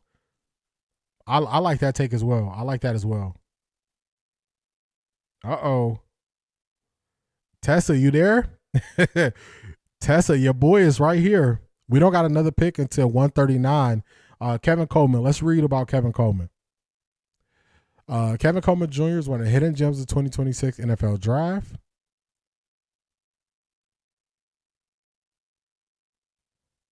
Coleman's 2-year impact. Coleman's undersized but competes at the catch point with resounding consistency. Verifiable clutch gene. His separation profile exhilarates on film. He's one of the twitchiest, most fluid movers in the entire class. Wow. Warren Coleman. Asante, what's going on? How you feeling? I'm liking his profile, Tessa. I'm liking his profile. We need to send an email to Barry. For real. Hey, Andrew Barry, this is what we thinking about. I like his profile.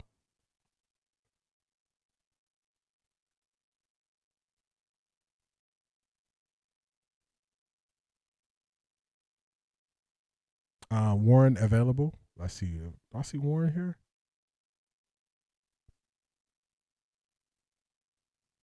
Oh, it's going a lot lower.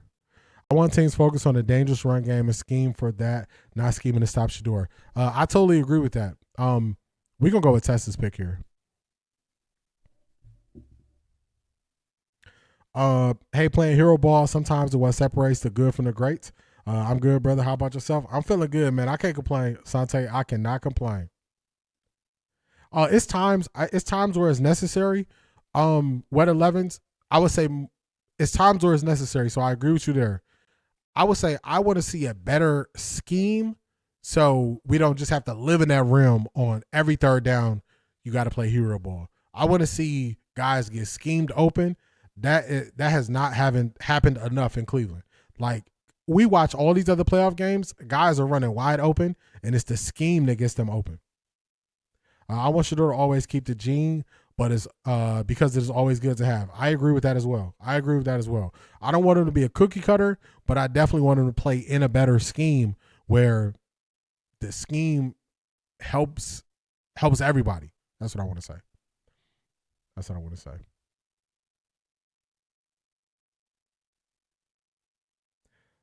I got to look at the mocks that I did the other day.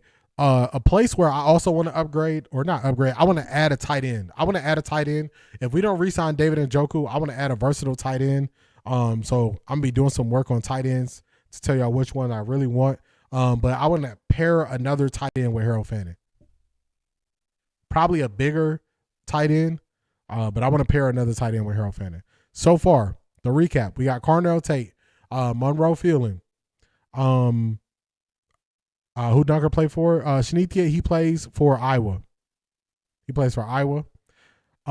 We got Pregnon from Oregon, and we have Kevin Coleman Jr. So we have Tate is a bigger wide receiver. We added some more speed in Kevin Coleman at wide receiver. So we added some guys who should make an impact. I want them to keep Njoku because I think Njoku with Harold Fannin is really good. If they don't, then I want us to draft a big tight end. Did you know that Vabro tried to ruin Malik Willis the same way Stefanski tried to do Shador? I'm not surprised by it. I am not surprised by it. Maya Angelou told us these guys act like they don't have skeletons in their closets, and they do. And they do. Let me check out something. Late in the draft is somebody I want. Okay, I think we probably can get him our next pick.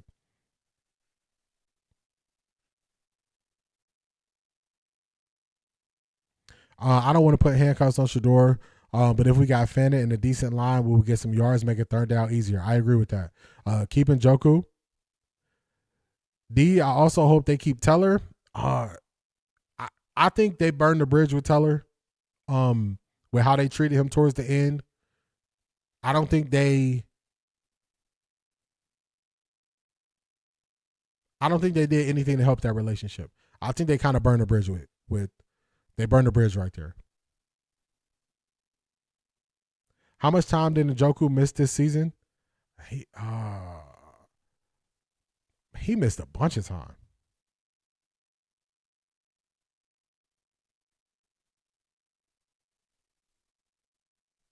Let me see. Yeah, I don't know if they left us, to me.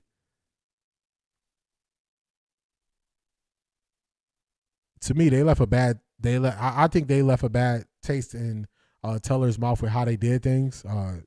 Weird analogy, but that's the only one I can think of quickly. But they didn't treat him right. We need another tight end. It's another tight end. I'm trying to see what team he plays for. I think he's already off the board in this draft, though. I would have to look up David Njoku. How many games he missed? He missed quite a few.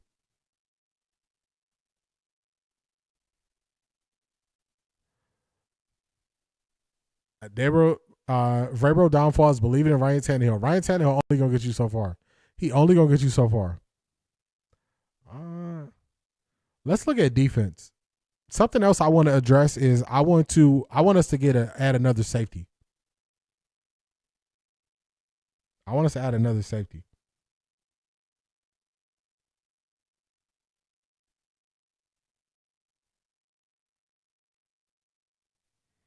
A solid third round halfback, a tight end, or slight guy. It's one that I'm saving that's at the end. All right, yeah, we can't get nobody that's not good at pass blocking. We need a pass blocking. It's somebody I'm watching out for. Not him. I've been saying it. I think Shiloh would be a good pickup because we need another safety and we need special teams help. I hear there's a Sanders that plays safety.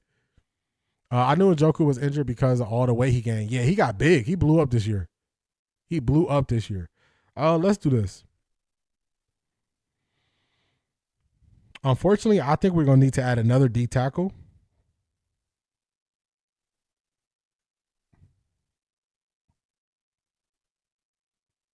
I don't see the tight end I'm looking for, though.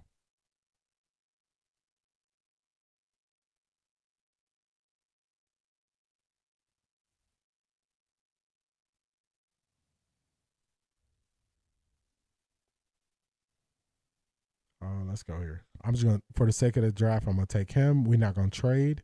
And then a gem that I've been kind of, with pick number 17 or one. Wait, we got all these picks left? We got a ton of picks. Okay. All right. Yeah, it's a lot of picks. We got halfback QB. We got a couple others to really mix things up. Sanders and Sanders. I would prefer them to keep Njoku. Yeah, if Njoku could be healthy, I would want them to keep Njoku too. Let's see. This is 2025. He played, oh man, 1, 2, 3, 4. Man, he missed 70.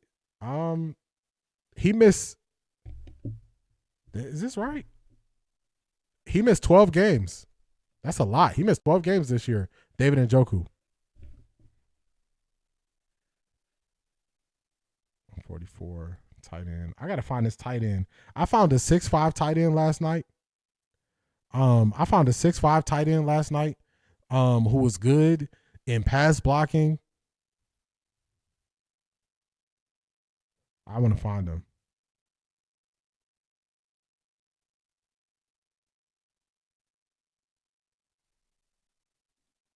DR, you're telling me all these years the Browns only got QB. They never looked at other positions. What a shame. They've been messing up. They've been messing up. Yeah, I didn't realize. I knew it was a lot, but I didn't realize it was 12. But I got to find this tight end. I should have saved some of these guys' names I was looking at. But I was looking down. I was looking at defense. I want to add another defensive tackle because Malik Collins of his get a safety in free agency. Yeah, I have to look and see who the safeties are. But we need another safety. We're gonna need another defensive tackle. A run. We're gonna need a 3 technique. 3 technique, a big old defensive tackle. Big old defensive tackle. We're gonna need one of them. And we're probably gonna need another running back because Jerome Ford is a free agent. And he was our best pass blocking. Excuse me. He was our best pass blocking running back. So we need to replace him also.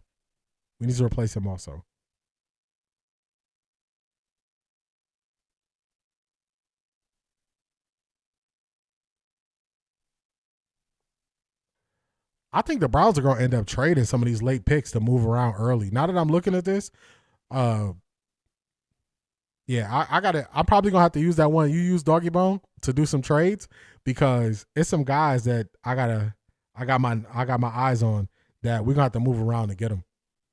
I don't know if I want to take a D tackle here though. Because we got 144, 147. Let's just do this. We don't want to trade. The EPA metric had Jenkins last, but nobody mentioned it. They only talked about Shador. They don't want to talk about it. Is Ford leaving? He could leave. I think we can upgrade. I think we can get an upgrade from what he does. But he was our best pass blocking running back. But I think we can get an upgrade from him, who is a better running back. The running back I'm looking at, let me tell y'all. Yeah, we're gonna probably trade some of these 5th round picks. I don't think we're gonna keep all the 5th round picks. I'll just tell y'all the running back that I really like.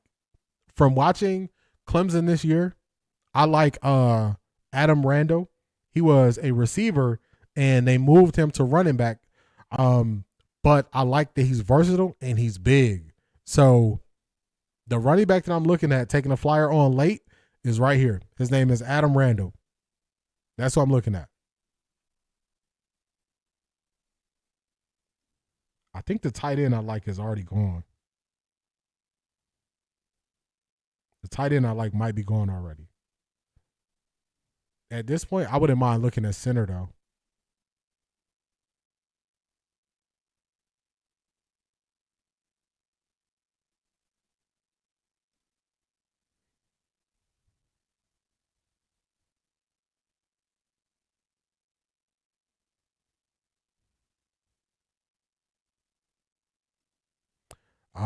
You like the Miami running back Fletcher?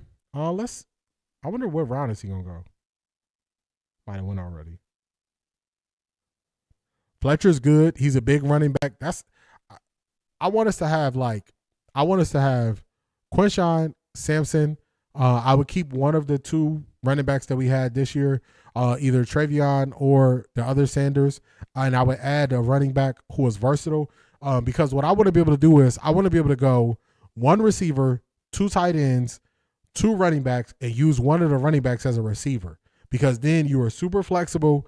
They have to determine if they're going to put a linebacker or a cornerback, and whoever, if they put a cornerback, say on Fannin, then you're going to have a running back who's versatile going against a linebacker. You can create a mismatch or against a safety. So I want a super versatile running back to add to the room.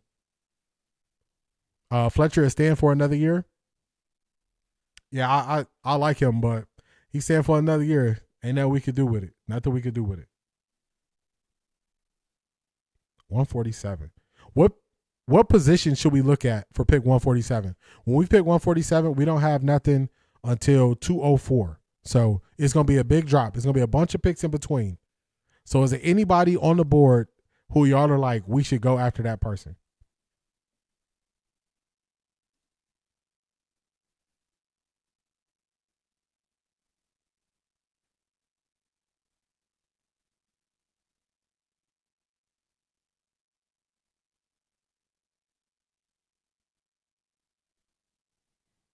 Nah. All right, you want us to go wide receiver? The wide receiver who is at the top, they talking about lack speed, all this stuff. I'm like, no, I'm not going for a big, slow receiver. I'm sorry.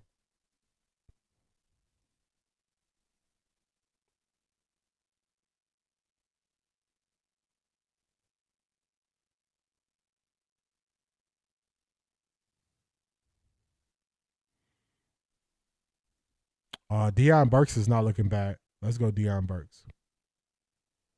Now we got nobody till 204. So far in this draft, we got Carnell Tate. We have 4 offensive linemen. Then we added 2 wide receivers, a D tackle.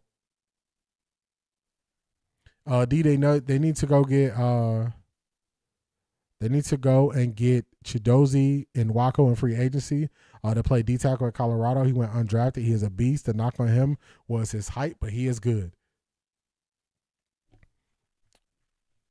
I don't mind if my D tackle.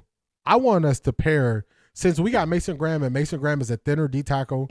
I want to add a bigger D tackle. So I don't mind if they're not the tallest, but I want them to be able to just basically take up double teams. I want them to have to always put the center and the guard on a big D tackle. That's what I'm looking for. If we get a big, slow receiver, we get a veteran at the end of his game. Yeah, I don't want a big, slow receiver. No way, no how. All right, we're at 204. So just to recap, we got 3 wide receivers. We have 4 offensive linemen and a D tackle. Any position. This might be the time to take my guy, though. My guy's off the board. My guy's off the board and run it back. What do you think about getting Jimmy Horn? I would definitely take Jimmy Horn. I don't think Carolina's going to get rid of him, though. He set up so much stuff for Carolina in that playoff game with his speed over top. I don't think they'll get rid of him. I would love to take Jimmy Horn. Are there any running backs that y'all like? This is where I wouldn't mind adding a running back. Are there any running backs that y'all like late in the draft? Double teams is to Joey Shrimp. That's what I want. I want a big, for some reason, since we got speed on the outside and we go speed, they think about speed, but I want us to shore up our run game, and I want a big D tackle to help do that, who is going to create double teams, and then that means they can't get to the next level.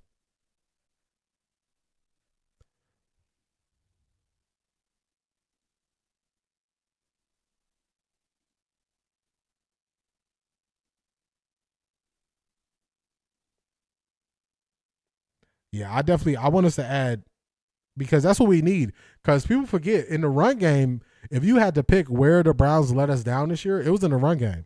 It was definitely in the run game. I'm just going to drop a safety in here just to see what we happen, so we'll get through this one.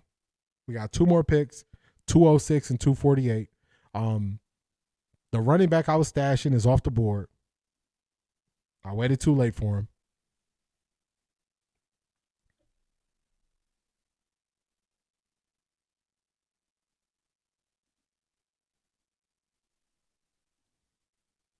Running back I was stashing is gone. I also wouldn't mind us looking at a center late in the draft. Colorado got a D-line that runs 4-4-D. Oh, my goodness. He is going to cause havoc. And they can move him. Wait till he get on the outside. That is going to – he going to cause problem. Get an O-line. That's what I'm thinking. I'm thinking I want to add a center because I think we need to add depth at center. We in the weeds now. Anything after 5 is camp bodies or special teams. I just be picking stuff there. For real, that's what I'm doing. That's what I'm doing, Doggy Bo. I'm like, let's just see. Let's read their profile and see what we like about them. Let's see what we like about them. We so far in the weeds, some of these guys don't even have their profile up yet. They haven't even created one for them. Now let's just go here. I just took the center from Indiana. Indiana's O-line has been good. So this is taking us down to our last pick. And our last pick, let's see who's on the board.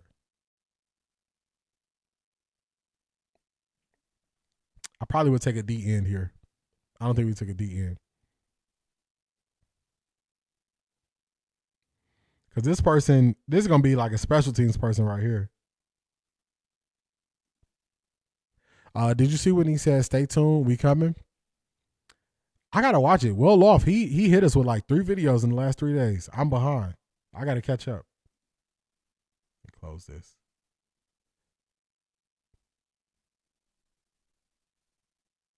Man, these ads, what you doing to me? Don't forget, you can find a diamond in the rough in the late rounds. I think I want to go safety. Let's just pick a safety. Just to round out our draft. Just to round it out. This is what we picked. We take a screenshot of what we picked.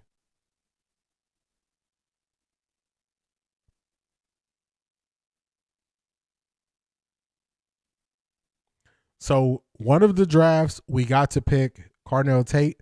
One of them we didn't. That first pick is going to be very key. The first pick is going to be very critical. It's the determining factor whether we get one of the top 3 receivers or if we get a top 3 offensive lineman with that first pick. So it's going to be very critical. I think we play it based on how it goes. If Cardinal Tate, I would take Cardinal Tate at 6. I tell you all my bias. I would not take Jordan Tyson at 6 just due to the type of injuries he has. So I wouldn't take Jordan Tyson at 6. If Cardinal Tate is gone, I'm going straight to offensive line. I'm going straight to offensive line. And my first pick of either my 24th pick or my first pick of the second round, that's when I'm going receiver. Most likely, if nobody drops, I'm going Denzel Boston there. That's how I would do it. Next draft, Connor Lew is a solid center. Usually go around 3rd or 4th round. Yeah, I be loving doing these mock drafts, man. I be loving. It's almost like when you're doing the mock drafts, it's a fun way for you to learn about more players. And then I watched a lot of SEC football this year because I was watching all the quarterbacks. So then it's guys that I remember where I'm like, dang, I wonder where they're going to fall in the draft or where they're going to end up at. So this is the draft simulator that I use, but it's just a fun thing to do. But then I'm going to check out the NFL Draft Buzz simulator, the one that Doggy Bone told me about. But I like doing this stuff, y'all. This is like where we nerd out on players late in the draft. So I think this is fun. I think this is cool. Anything similar to this, I'll be happy with it. If the Browns end up with 2 or 3 receivers, one of them being top top 5 receivers in the draft, I'll take it. If we end up with 4 or 5 offensive linemen and we end up with 2 of the top 10 offensive linemen, I'll take it. So it's just certain parts of it, how it goes. That's how I would build it out. So just happy y'all got to see how this goes and how you actually go through a draft, because you can start out with a plan and then you can keep seeing Carnell Tate coming off the board before 6 every time. And then that happens, what you going to do? You just got to, be stuck with what you stuck with. So, and you got to pivot and make a better decision. Exactly. Remember, Jamar Chase had issues in preseason till he was able to make that adjustment for real. And for him, it was just looking at the football. He was just saying, looking at the football, it looks different. So he had to get used to that. And now look. But I like the fact it was him looking at the football and going based on him catching with his hands and him not catching with his body. So I don't have a problem with guys going through it, learning, getting better. I can appreciate guys putting in the work to get better. So we back to our normal streams, almost 3.5 hours. Let me shout out everybody who supported the stream before we call this thing. My computer is working slow, but let's get to it. Shout out to Black Pearl. Shout out to Wet 11s. Shout out to Shanithia. Then we got to the funny part of the stream. Shout out to Marie saying, hey, we can't hear you. Shout out to Shanithia saying, we can't hear you. Also, shout out to Charmaine. We cannot hear you. Very funny part of the stream. Very funny part of the stream. I definitely appreciate all y'all support. I appreciate it. I thought this was a very well-rounded stream. We got to a lot of things in the media. We got to knock out some mock drafts, have some fun with that.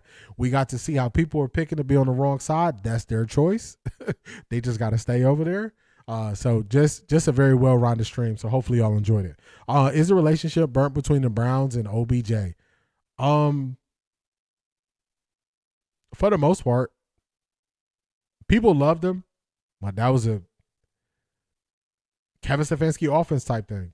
That's what it was. Kevin Stefanski struggles to get the ball to star receivers.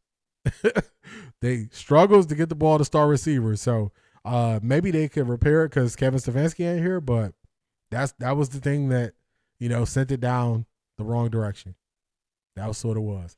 Yeah, definitely Black Pearl. Lots of laughs in this stream. We got some laughs. We got some education. We got some mindset with Kobe. We got to break down how UNK is ending up on the wrong side of history with his takes and not holding people accountable. So I think this was an all-around great stream. Hopefully y'all enjoyed it. We will be back live on Friday, 10:30 Eastern Standard Time. We'll be live. Then also this weekend, we'll be going live for the second of the 2 games. I'll get the thumbnail up. I'll get it scheduled. We'll be live for a watch party on Sunday. So y'all enjoy the next couple of days. Don't give the negative stuff too much energy. Let it roll off your shoulder. Don't worry about it. And we're going to be back at this thing. Thank y'all for all of y'all support. I greatly appreciate y'all. Peace, everybody.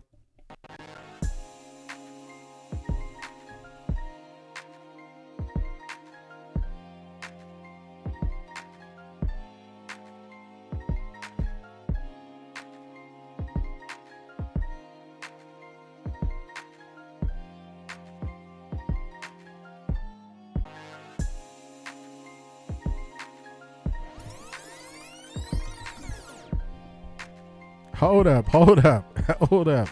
What you say happened, Black Pearl? Let's see. Hold up. Let's see if we could get to this real quick. Joe Thomas responded.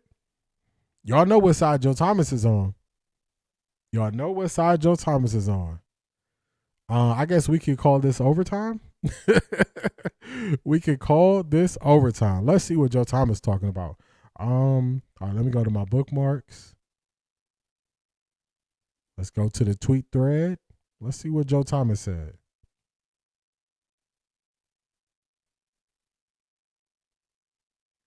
Let me just search him. Probably be faster. It probably will be faster. Joe Thomas.